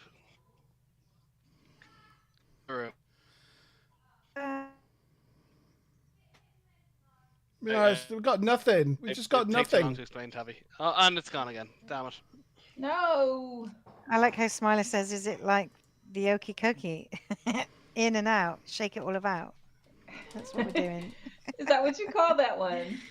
The okie Yeah, dokie. put the left Ours foot is the in hokey and the left pokey. foot out, in, out, shake it all about. You do the okie kokie? No? Ours is hokey pokey. Oh, You turn around. that's what it's all about. Oh, okie kokie kokie. I think we're back live again. Hey! Wait till I tell you about Rock the Boat and Irish Wedding. I thought maybe I could try seeing some things. I've switched everything off I can think of switching off. But it's just been a real pain. I don't know.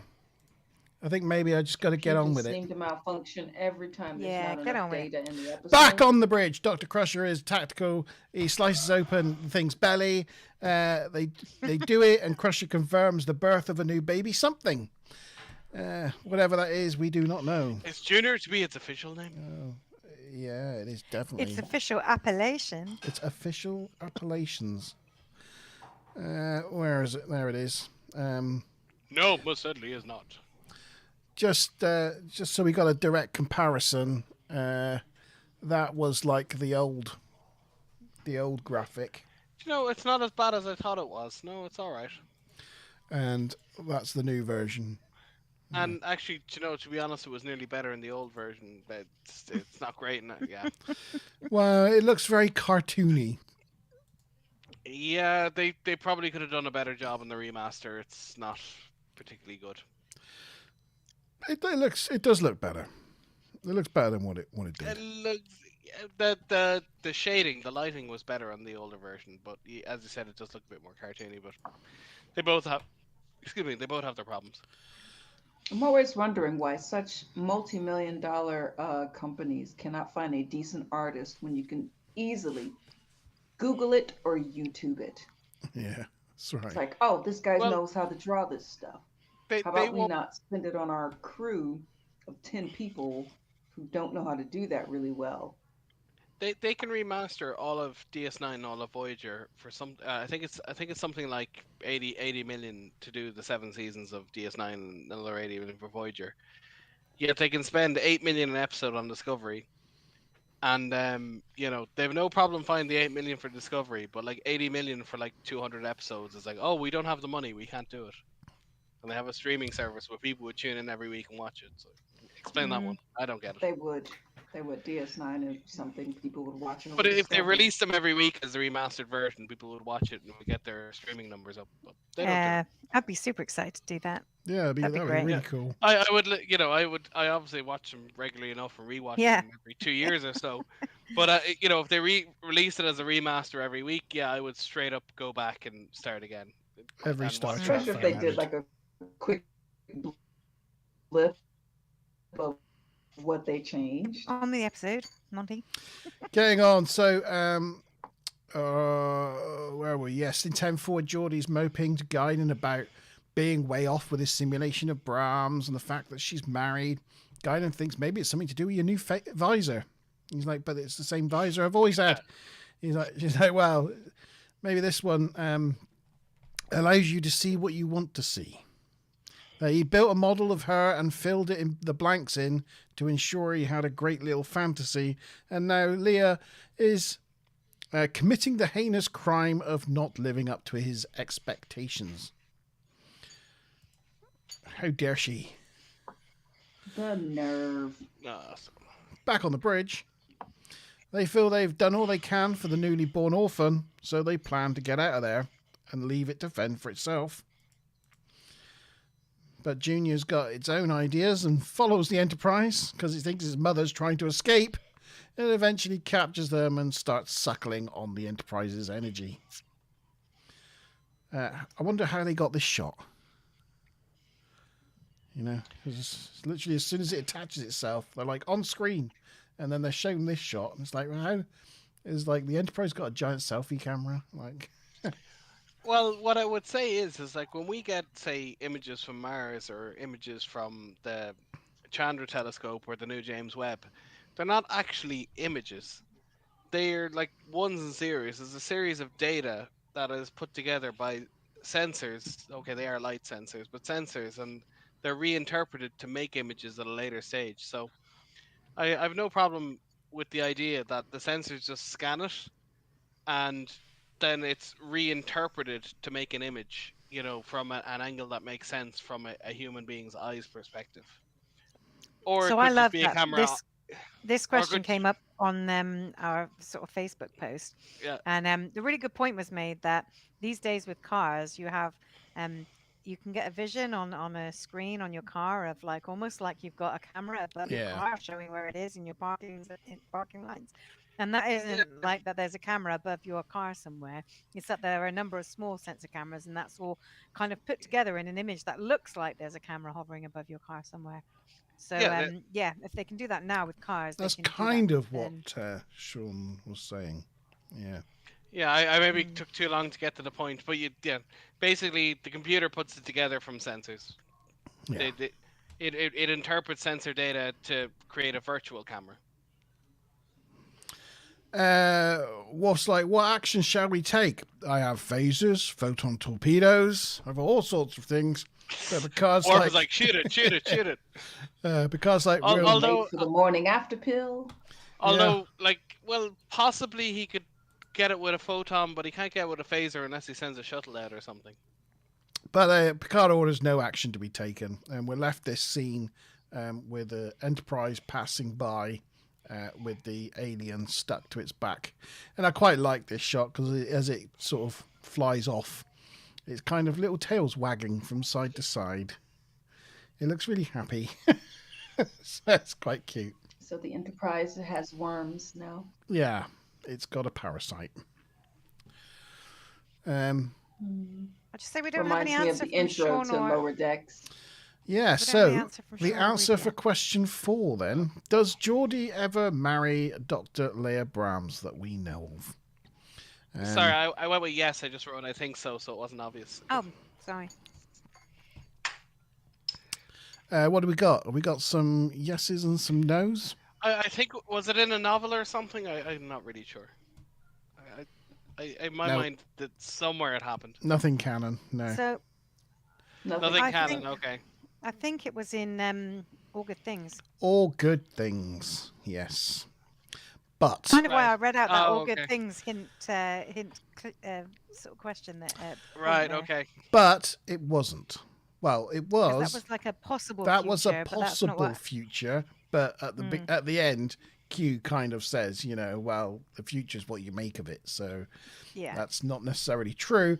Plus, he says he mentions his wife Leia, but we don't know that it's Dr. Leia Brahms. Ah, okay. It could be someone else called Leia, or like in Voyager, where I think the Doctor marries someone eventually. It could be that he's married the he's made the holographic Leia sentient. he's just married the hologram. Because we know he's a dodgy fucker. So yes, he is dodgy. I can feel. And he's an so engineer. gross. Yes, I can feel that. He's So- working next to Barkley. yeah, he's working next to I mean, Barkley, he's an so, engineer. He could have made like a Leia sex bot. So he says, I've got to go home to the wife Leia. Like in Meridian, and they have the scan of Quark keeps trying to scan Kira, and then they eventually scans Kira, and just put Quark's head on it. So, Head. That's funny. so Jeffrey Combs won't go for it. But in the episode Parallels, they do establish that there is an infinite number of alternate universes. That every decision, left or right, forward or back, does create an alternate universe. So in one of those universes, he married Leia. Yeah, and Brahms. the Leah Brahms could be her in All Good Things, but we don't have Okay, so okay. conclusive I'll proof accept that it was the same one, and it was an alternative future. I would have to say. So the only correct answer is a no. Is that what you're saying? No. Yes. We have exterior canon from the Picard series because I believe they show his family and it's his actual daughters, his real life daughters, who are playing his children. So it indicates that he married someone else. And apparently, yes, that's going to be in season 3. That could so, be. They've already said that Geordie's going to be in season 3 and he's married with children. So this answer could actually be finally answered. Although I will say this won't necessarily be backed up in the writing. I think Geordie is obviously a person of color. I think he married a person of color. It's his real life daughter playing his on-screen daughter, so she's not mixed race. So it'd be odd if the character was mixed race, but that's not to say that that'll necessarily be the case. So at the moment, the best It's answer just we know all is quite no, natural. but that could change. That could change. So Ruth did not answer that I saw. Although correct me if I'm wrong, Ruth. She put in and out. I think that was about The stream our signal. and the fact popping, we're going, that our coming back, stream was going. in and out. I thought she was talking about the hokey pokey. And Yeah. Stu Plum and Sean said yes. So the points go to me and Tabby. Well, So we are now the two equal in the lead on 200 points. I said yes, but no, and gave a full explanation as why, because it only happened in a possible future and didn't actually happen in reality. So you could give me extra points if you want, and then I'd be in the lead. No, I'm joking. That would make Tavakins cry. Let's not do that. I think I'm on 0, so I'm gonna Ruth strive said to she be the bottom answered the here. correct answer. You're on 40 points, Sean. Oh, that'll do. Well, no, you didn't, Ruth- because Ruth it doesn't. said We she- don't she know that the answered. alternative universe was Oh. her. Definitively. See, that's why I knew it would be. Oh yes, controversial. yes, in the alternate universe, all good things. Sorry, Ruth, you answered it before the question came, so I only scanned down after the question. Yay, Ruth got it right as well, which puts you on 150 points. Maz is going to give you the points. That's the. Yeah, because she explained why it was an alternate universe. But still, the answer's no. Yeah. Anyway, Says no. computer says no. Right. What you They want can me say to not that give her every the time points? No, Data no, actually she says absolutely gives can the have the points. non-affirmative. I love giving out some points. Ooh, that is a lovely one. Look how pearlescent his skin is, and he's got a pimple, which he's not supposed to have because he gets bi-weekly facials. Well, if you're around Data, I think that would be part of the course. Ooh. Okay, so moving on with Act 4. They stabilize the powertrain, so the senior staff then meet in the observation lounge to discuss what to do. Geordie thinks they have about 6 hours until it becomes a real problem. They will attempt to determine where it was heading, the creature that is, because hopefully it was trying to deliver its baby to somewhere safe. Riker wonders how to remove it once they arrive, and Brahms thinks deactivating Shuttle Bay 2 may dislodge it. Picard says, make it so to all of that. Data questions the appellation Junior, whether it will be his official name, and Picard says no.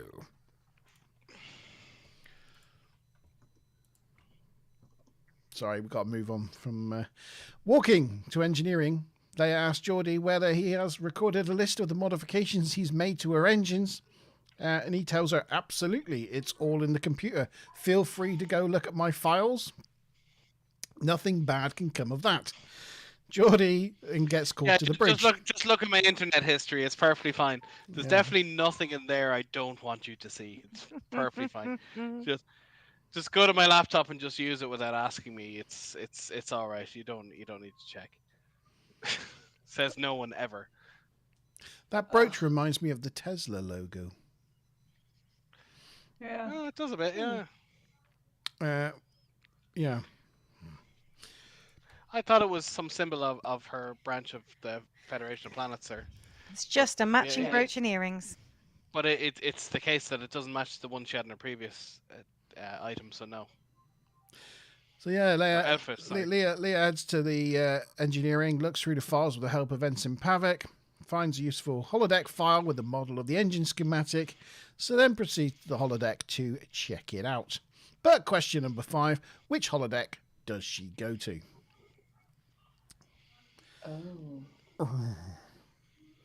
And I wrote that.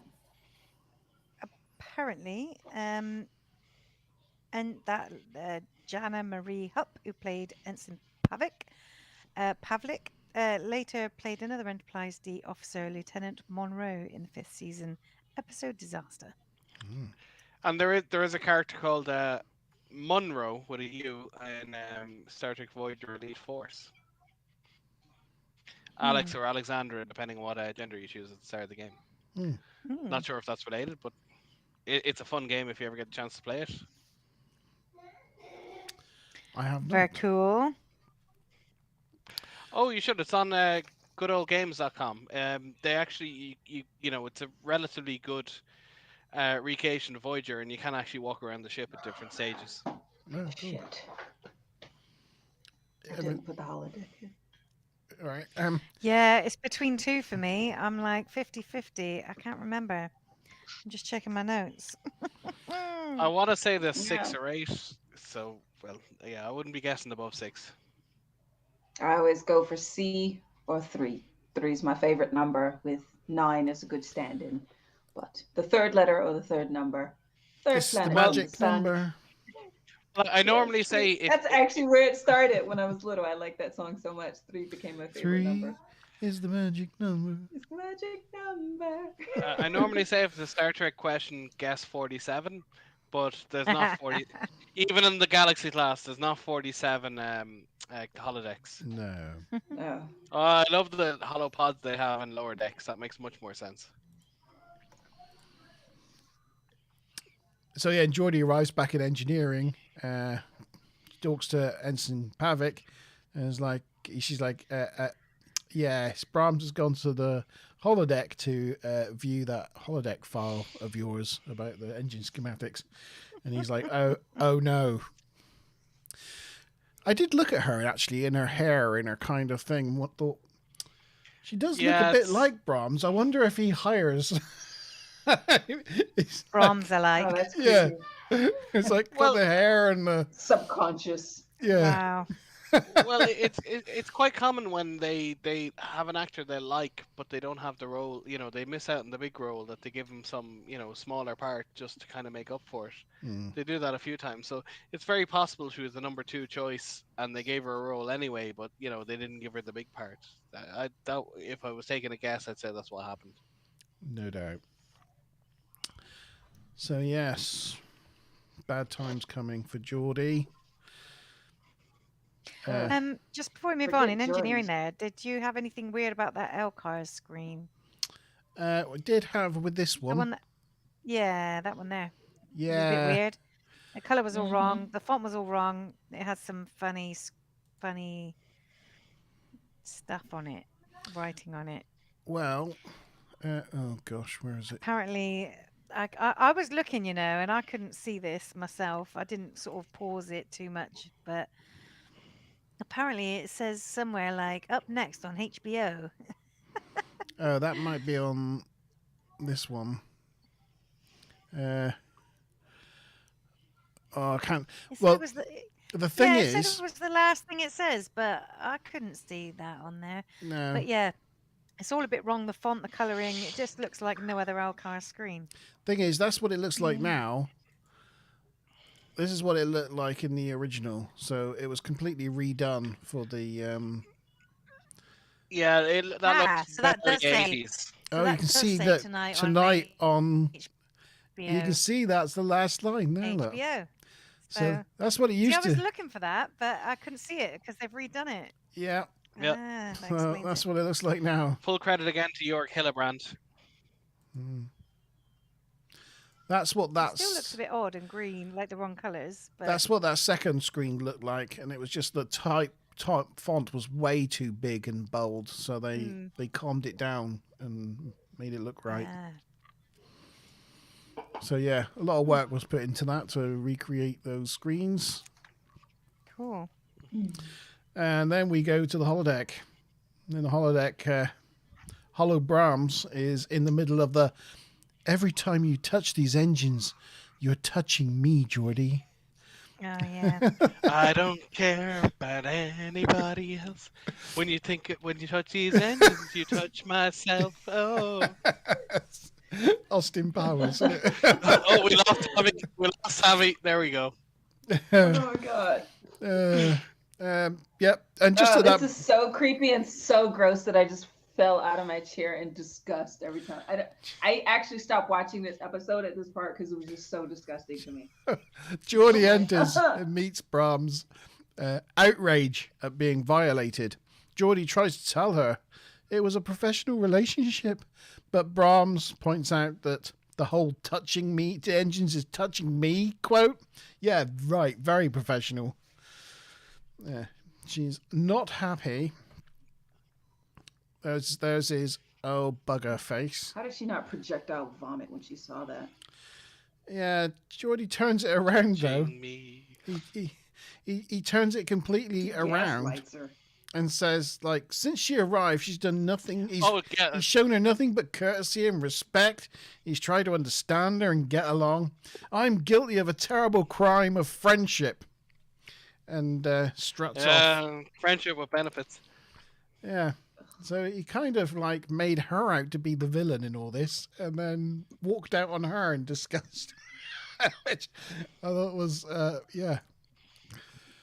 crazy. How dare you not be okay with this? Yeah. How dare you talk to me like that when all I'm trying to be is your stalker. Jeez. What a complete cow for not allowing him to violate her Mm. and lust after her. Wow. She's so completely unreasonable for not accepting that. I've used your image to create a version of you that is, perfect for me and just manipulate it anything I want. It's all good. There we go. I had a stalker once when I was in the military, and it is the creepiest feeling ever.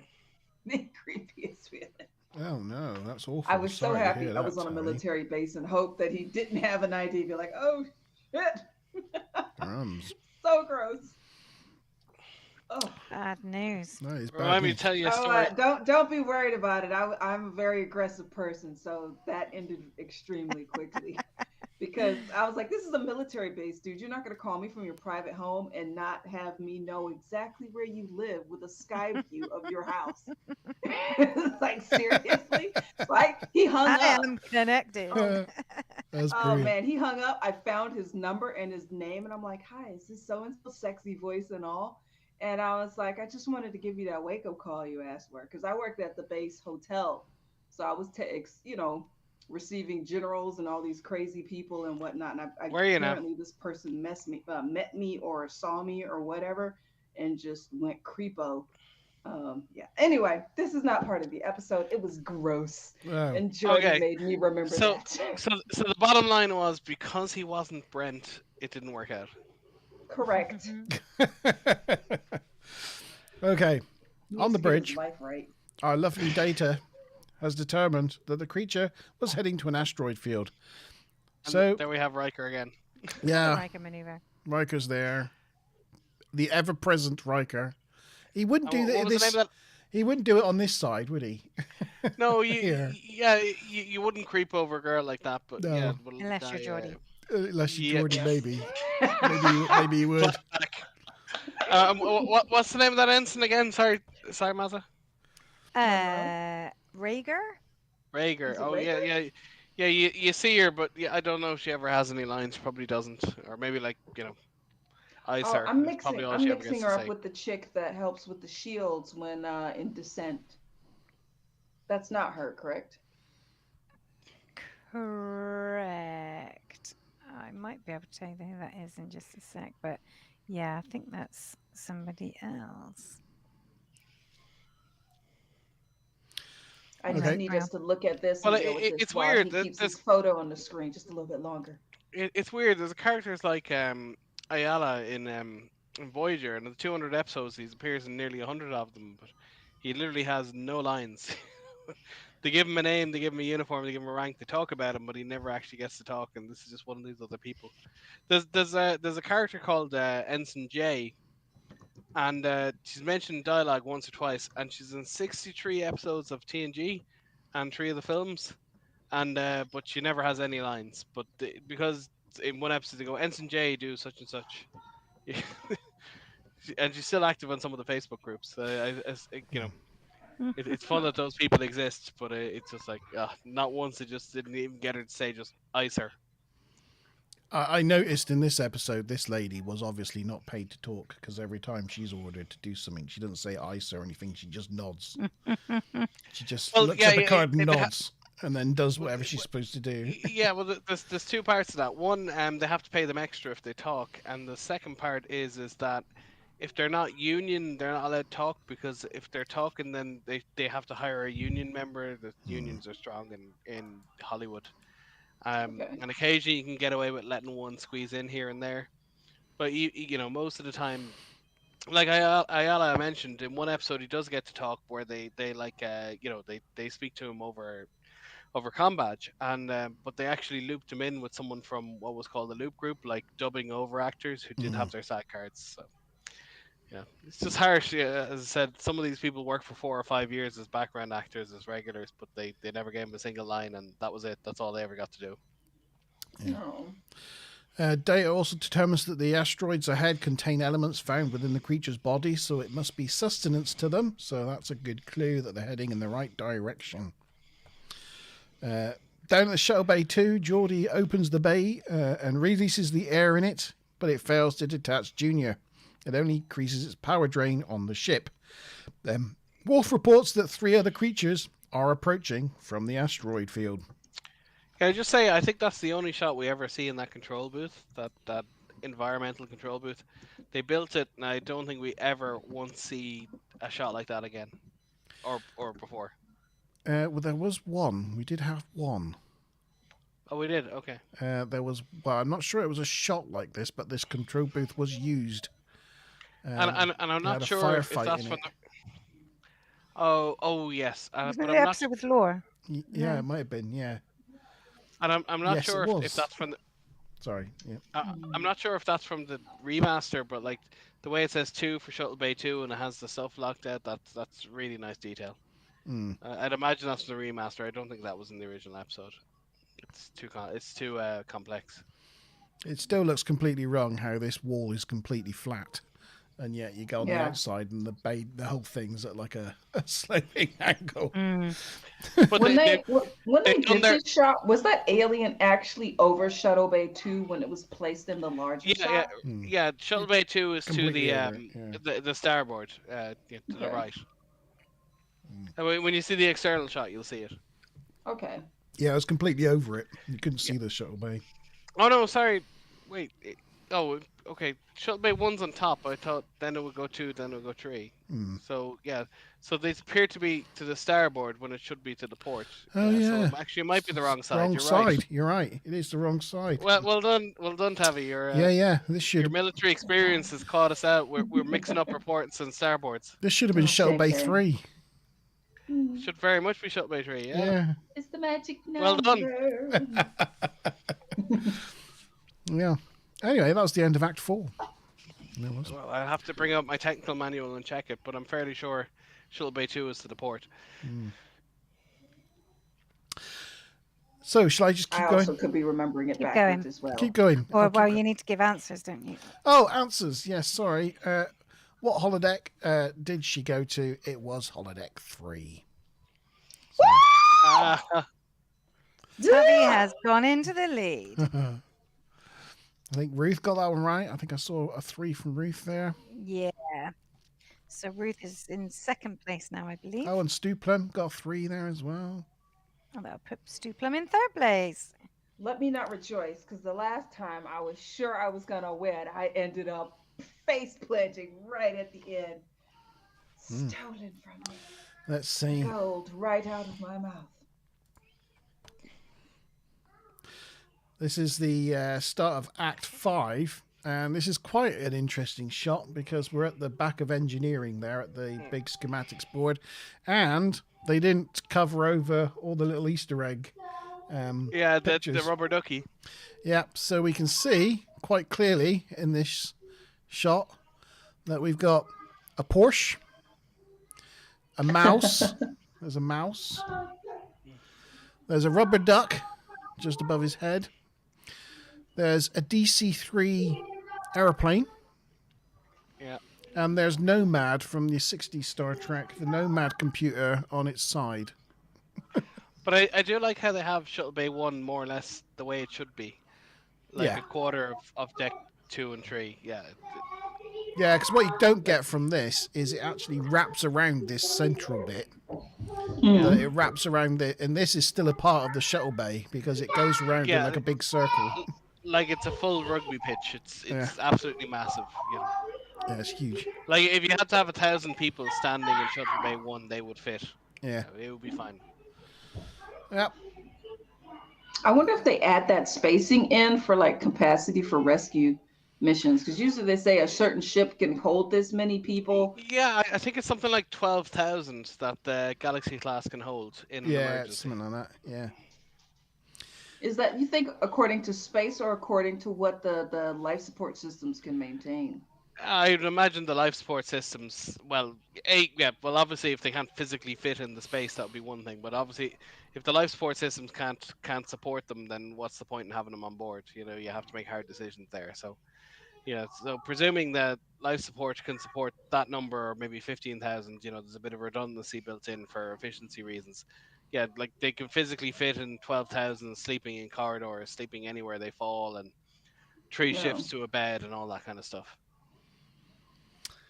Okay, so in engineering, Brahms comes to Geordie with an idea of how to sour the baby's milk. They come up with the idea of changing the power frequency, and hopefully the baby will lose interest. And how much? Do you remember what episode they repeat that expression, souring the milk? And Relics. Yes. Well, or at least Mazza- he tells this whole story to Scotty and Relics, doesn't Mazza has it. Yeah, he repeats the story to Scotty and Relics. Also, an episode where he doesn't come off well. Mm-hmm.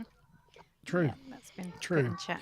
He doesn't. He doesn't give Scotty the respect that he really deserves, does he? No. Kind of No, treats him no, like I an was- old fogey. Right? And he's there like, I literally wrote the manuals you're quoting. Like, just don't. Yeah. So yeah, they give it a whirl. They try it out, and initially nothing happens, but eventually it gets Junior's attention and it causes distress. So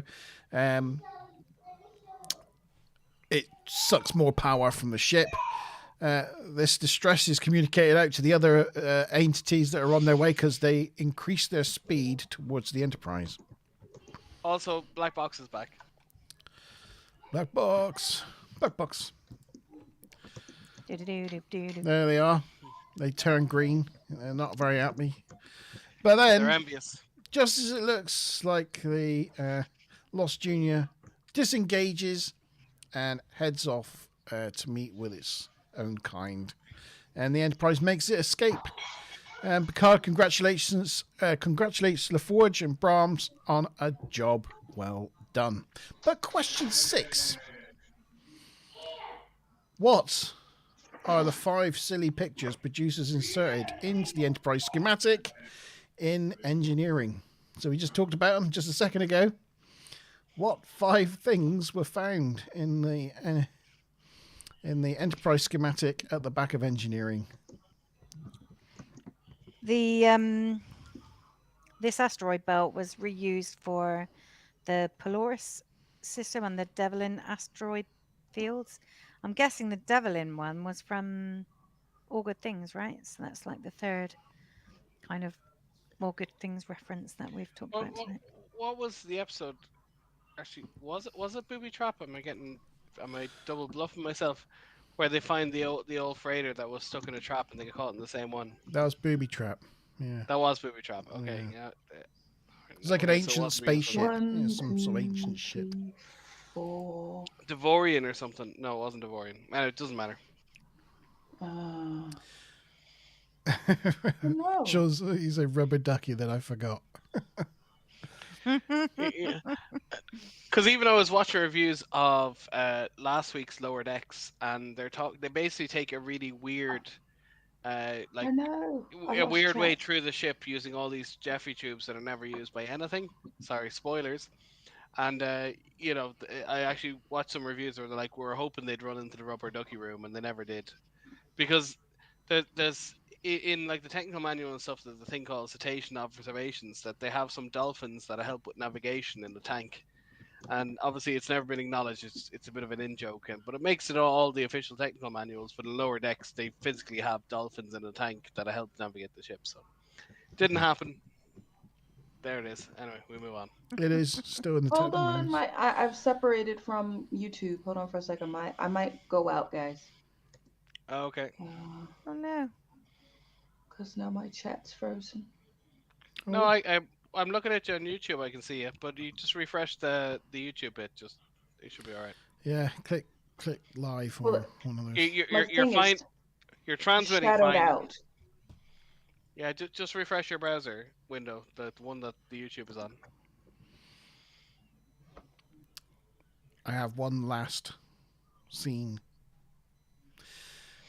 So now it's later, and we're in 10 forward. Leia, I keep saying Leia, and Geordie laugh at how Geordie got too attached to the lady in the holodeck, and the fact he never asked the computer whether she was married.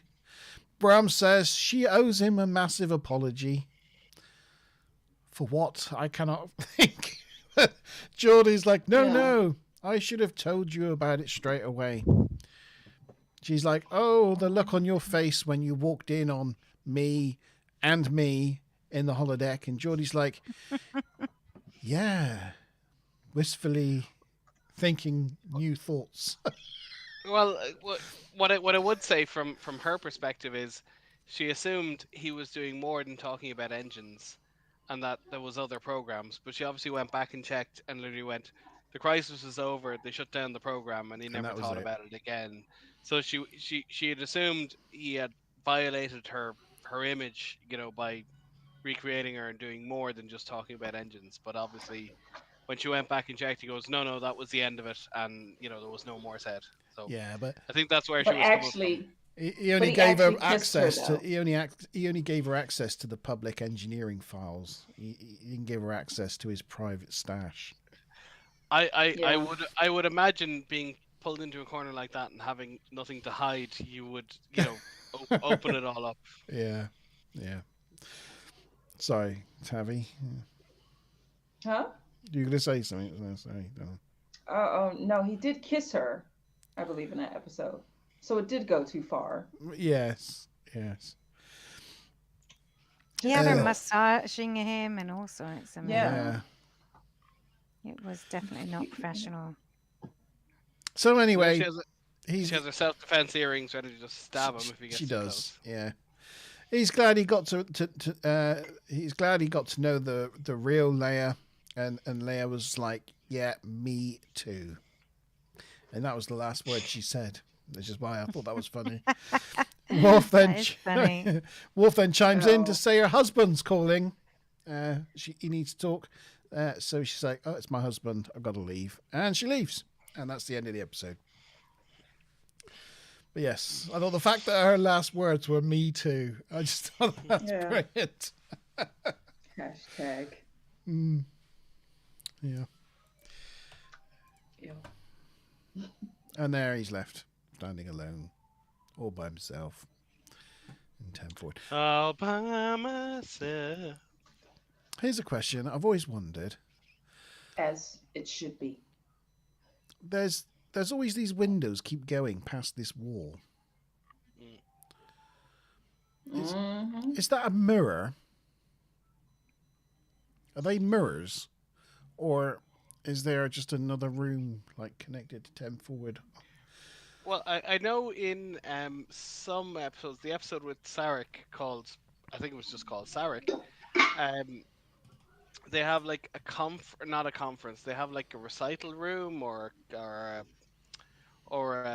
not a playroom, but like a performance room, whatever it's called, which is supposedly not 10 forward.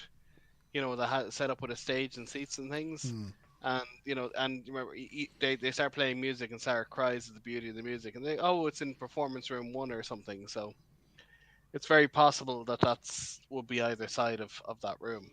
Although in saying that, acoustically, you think there wouldn't just be open spaces, but maybe there's transparent aluminium. Who knows? Like same as the windows. Yeah, I've always wondered why the windows keep going past, or whether it was just inset mirrors. What if that panel there, where it looks like an actual panel, is actually a room, and that's part of the wall covering? You know, where you can remove meeting walls and stuff like that. You just close them off. Oh yeah. And when it came to making Voyager, they took those windows, they flipped them 180 degrees, and half of them went to the conference room and half of them went to Voyager's the captain's ready room. And they just closed it in, and they kept more or less the same set, kept the same chairs. They just put a little bit of they put a different fabric on them, and they just but the tables were different, but they actually kept the exact same chairs, even the steps. Oh no, and they took out the steps. Sorry, they kept it flat in one level. What for Neelix's? Did they take the rollings off the bottom that you described? For the mess hall in Voyager, it's the exact same set. About 60% straight windows. Well, if you ever watched Star Trek 6 and they have the president's office, yeah, it's not even like they make. They didn't even try. They just hung up some curtains and they changed the lights to make it look like daytime, and they got the dad from the '70s show and just put him in makeup. Yeah. And Odo was there as well.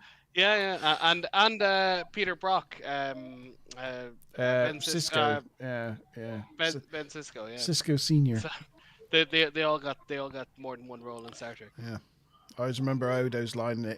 Quite frankly, sir, we clean their chronometers. Their chronometers, yeah. Okay. West, yeah. So, have you managed to pick out, Maria, who's answered what for that last question? I mean, a load of people have answered a load of things, but you'll have to tell me how you want to score it as to. Okay, so it's how many is it normally for the question 6? 120. 120. What's that divided by 5? That would be 24. 24, yes. 24. So 24 points per item. And it needed to be Porsche, mouse, duck, DC-3 plane, and nomad. Oh. And how just plain will specific do. Do you want to be? A plain will do? Yeah. What about a computer mouse? Computer mouse? Yeah, okay, that'll do. It wasn't, but it was just a normal mouse. But it's difficult to see. You got the whole mouse concept. That's the important thing. Well, plain is fine. What if somebody put a car instead of a Porsche? It's a car. That'll do. Okay. Right then. How about computer laid on its side from TOS? Yeah, that'll do. What, that's the Nomad, right? Yeah, Nomad. The Nomad. I didn't remember the I name. am Nomad. I put Probe. That won't do, will it? Probe? I couldn't remember what it was called. Did you put TOS? No. That's fine. Okay, cool. I will have to. It's going to take a while to calculate. Okay, so whilst you're calculating that, I will say to everyone, put your scores on the doors, put your scores in chat, what you think this episode is worth. What did you think? From 0 to 10, let us know. And I will find the score sheet. My paddle? Do you guys remember if I had my paddle last week? Yeah, I think you did. I thought so. Then my little cheeky girls have taken it and it's probably ripped to pieces by now. You need to send one to Sean. They're all mine. As you got 3.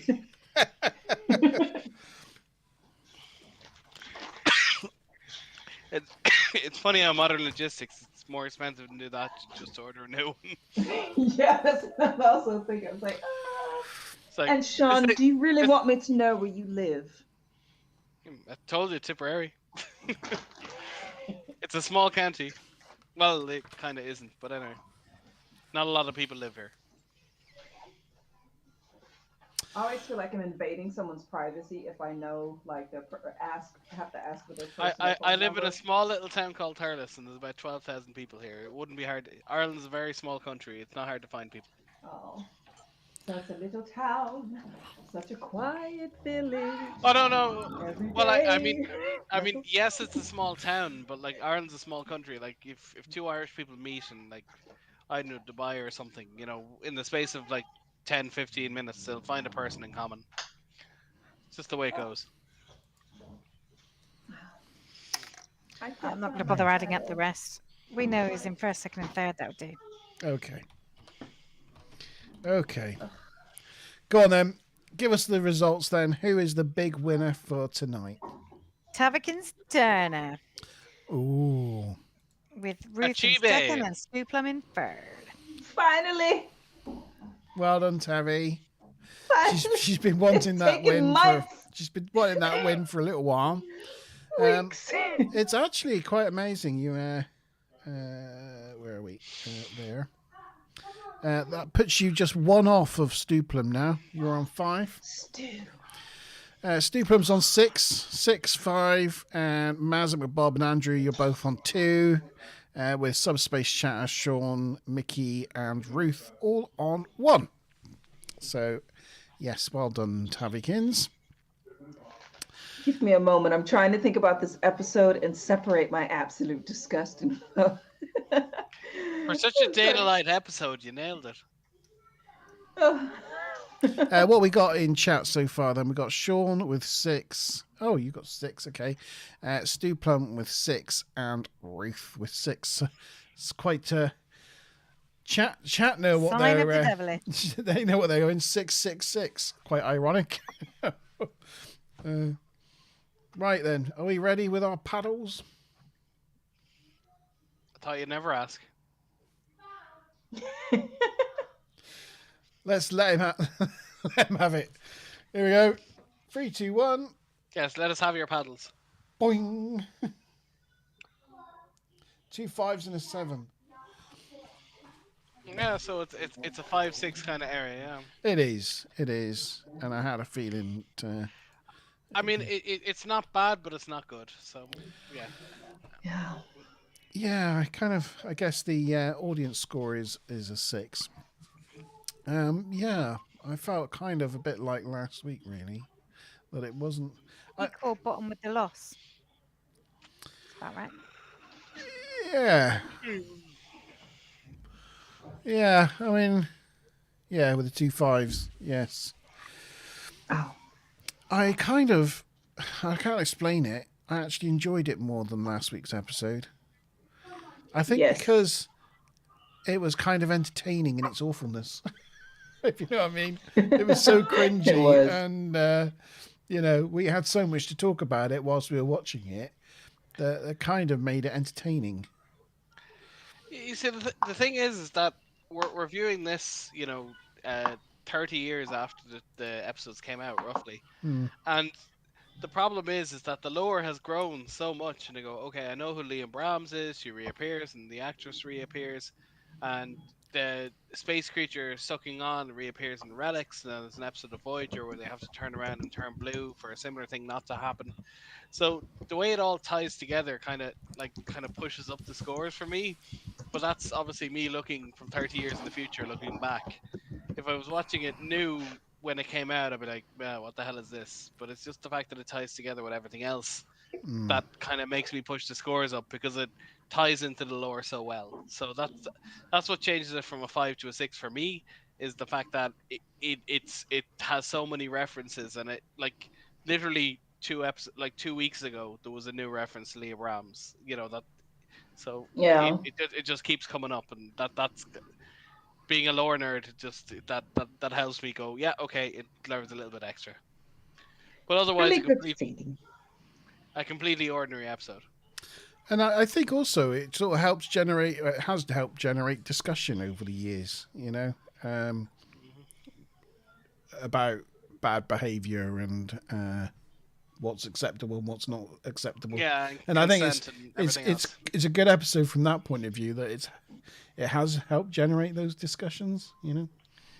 Yeah, like, it's a weird thing where you can just say, computer, make me a representative of Tavi, and have them do exactly what I tell them to do. Yeah.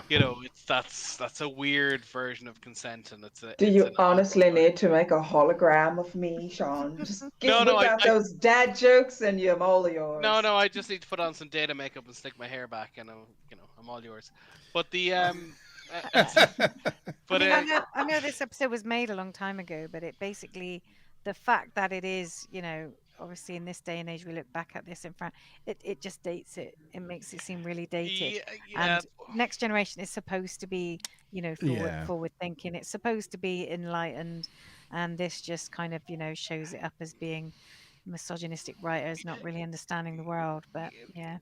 Yeah, I have a weird relationship to that because I always think that it's odd that they have holodecks and everything, and people have hangups like this.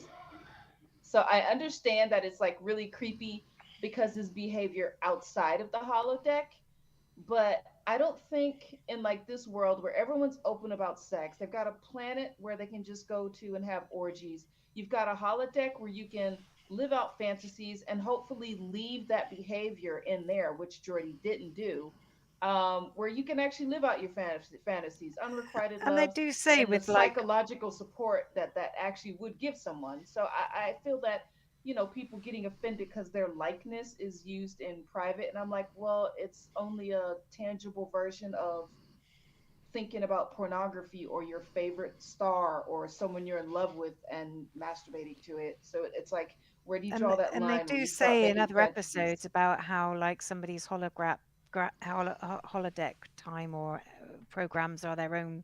It's like reading somebody's diary. It is their personal thing. But this isn't that. This is like the way he was with her in person, and how creepy he was, and how he tried to manipulate her, and he lied to her repeatedly. It's all that stuff which just makes this seem really quite dated. Nobody would act that way in this day and age, and and this is supposed to be hundreds of years in the future. Do you remember a couple of years ago there was that kind of thing that, like, I'm saying a couple of years ago, like 2, 3, 4 years ago, there was this thing called pickup artists, and they were using these weird psychological tricks on women to try and trick them into a weird connection that wasn't really there, and it wasn't without their consent, but it was more just manipulating them into doing things that they wouldn't have done otherwise. Social engineering is the same thing. Yeah, there you go. It's same thing, and it's just, so it has a certain relevance, but yeah, it's awfully dated in the sense that what was acceptable or what was progressive at the time seems awfully outdated to us now. But it's been 30 years, so yeah. Majram Stuplem. I agree with Ivana and Ruth that the alien was the best bit, and Ruth actually says the alien should have been the A story and the Geordie bit the B story. Then it would have just been like a side note and wouldn't have maybe dated the episode so much. If they'd made it a little bit more comical and slapstick and made it just like the B story, I think it would have come across better. They could got a have higher just score. tripped into a load of 3 or 4 comical misunderstandings over and over again, and lighthearted to a more serious story. Absolutely agree. I thought it was strange that they met a new alien life form. They transported it and dumped it off, and I'm like, so you're not gonna tag anything or leave a probe out there? Nothing, just fly off. Maybe leave a message that this thing might suck the tits off of your ship. It just seemed like so apathetic. And then they were gonna leave it, and I'm like, so you weren't gonna call it in and say that you left a new life form drifting to death in space? Nothing. No, they were just gonna go. They were just like, oh, that's our work's done now. Reminded me of Lore. Just dump your garbage out in space and fly off. Let's go. Might be a danger to someone later on, like Lore getting sucked onto someone's ship, which happened. So I mean, I don't know. It just seemed really irresponsible and really disinterested when I think like that new life thing. Seek out new life. Oh, we killed it. So I don't know. I think if they put more into that, this would have got a higher score from me at least. Also, I wondered actually during it whether the Leah Brahms bit and the space baby bit were filmed as 2 separate storylines and not really interconnected initially. Because, for example, like when Geordi just turns the warp engines off to inspect the crystals with her, whilst at the same time Data's taking them into unknown territory to search for an unknown signal. It seemed like the 2 things were just very disconnected.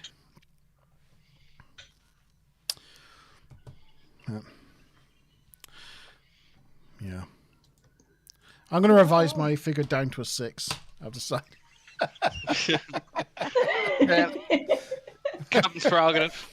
Yeah, Captain's prerogative. I've decided. You've convinced me because there's issues. It's not bad. It's just not. It's not special. There you go.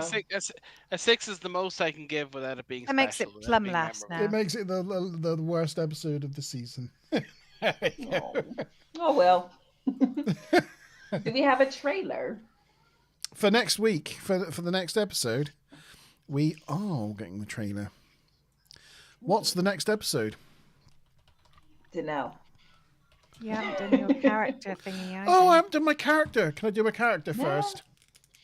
Sorry, with the internet going down and that, it puts me. You're the host. It puts me all out of whack on what I'm supposed to be doing. But here we go. Here's the character. It's quite an easy one, I think, this week. They're going to get easy and hard, but this is quite an easy one, I think. Here it is. Who is this? That is Bashir's uncle. Nope. Oh, Soren. well, yes, Soren? it is. Yes, you're right. Bashir's uncle. Yes. Yes. Oh, right. Dr. Soren. It's Clockwork Orange himself. Yeah. Yeah, I guess it's Siddiq Al-Fadil's uncle. Yeah. Siddiq Al-Fadil. Or Alexander Siddiq. Malcolm McDowell is his uncle on his mother's side, Yeah. We're starting to... And also in A Clockwork Orange, he starred alongside David Prowse, who played Darth Vader. Yes. The really tall guy that ended up... The bodybuilder, yeah. The guy who was the home help, if you like. Yeah. Next week is Night Terrors. It is, yeah. Ooh, Night Terrors, yes. I'm just getting it. Bit of a mystery, bit of a horror. What I'm going to do is I'm going to stop sharing and I'll share in the way that you guys can hear it and make sure that's selected. And then share that. Sorry. Hopefully you'll be able to hear this time. Yeah, no, it's... The darkest of nightmares haunt the Enterprise. Captain, some people experience hallucinations. The crew's tormented by a fear of the unknown. Something is waiting for us. And they must fight against a horrifying destiny. We will all go insane. No! We may need to count on you for our very survival. Night terrors on the next exciting episode of Star Trek The Next Generation. I have no recollection of this episode whatsoever. Ooh, that'd be a The nice darkest of finish. nightmares Stop. haunt. Stop. That is the most We get to see cringy. everybody in their nightwear. Yay! Maybe, That is the maybe most it's cringy the B movie Yeah. trailer. Snakes in the Oh, bed. Best. Yes. Oh God, this one is awful. No, snakes on a starship. Snakes on a progressed. starship. So, Oh yeah. This one isn't great. This is gonna be a below 5. Oh, is it? Honestly, I can't really remember it either. There's a whole thing for about 10 minutes of the episode where Troy is flying through space. You go, can you hear me? I'm here. Can you hear me? Oh. And she's just like flying. That they're trying to communicate it's through. not that one, is it? Oh yeah, it's it that is. one. Oh no. Oh no. Yeah, it's Yeah. They fairly completely horrific. Yeah. misrepresent the episodes in the trailers. They Well, really let's do. review it next week. It yeah. looked exciting. When I saw the trailer, I was quite hopeful and thought, "Oh, that looks quite exciting." I can't remember. Ruth's comment. Age is a wonderful thing. Yeah, the fact that we can't remember it is not a good sign. That is a good point. That is a really good point, Ruth. Yeah, well, spoilers. They basically an alien species and they can't really communicate, so they try and communicate to Deanna, and she goes into some sort of. Yeah, it's not. good. Let's leave the review of it till next Yeah, week, right? Yeah. Stop spoiling it, Sean. Jesus. It's not getting a 10. I'll just tell you now. Oh, I gotta time it and see how much data's into it. If they get over 5 minutes, It's a Troy episode. That's all right. But data can be in the background. So long yeah. as You he's never on know. screen. You never know. He might be a key feature, so it might have some redeeming factors. Yeah, I'm sure he's Start fully making a functional. graph Yeah. where you get pluses to your episode depending on how data heavy it is per minute. So this is getting quite detailed now. Yeah. Right. Okay. Well, thank you guys for I joining us. promise you, after this episode, there's some absolute crackers coming up. Yes, Season 4 there as is. Good. Yeah, I'm very much looking forward to Drumhead. There's It's like 4 Drumhead. episodes away. There's the one that features this guy. That's coming up. Oh, yeah. Oh, very good, yeah. I've got all the figures that I've used so far, like McCoy and Q and that guy and this guy. Oh, and Data as a Romulan. Yeah. I don't think we've hit that episode yet, but we'll get there. We'll get there. Right. Okay. Thank you, Mazimut Bob, Tavykins Turner, and Chief Boydner. Thanks for joining me. I'm sorry about my internet, everyone, in chat. My internet crapping out midstream. It seems to be a bit of a. At least we occurrence. didn't lose the stream. Could have been worse. Yes. We didn't completely lose you this time. Yeah. Thanks everyone for sticking with us through the buffering, and Yes. everyone who watches us on repeat. Thank you very much as well. Yes. Thank you very much. Give us a like, give us a subscribe, and we'll see you live next time. Yep. Thank you, Ruth. Thank you, Smiler, for managing chat. Thank you to Stu Plum, and thank you to anyone else that popped along a long way. Andrew. Yeah. Andrew, good. Thank you, Andrew. We'll see you next week at 8 o'clock for another episode. Cheers.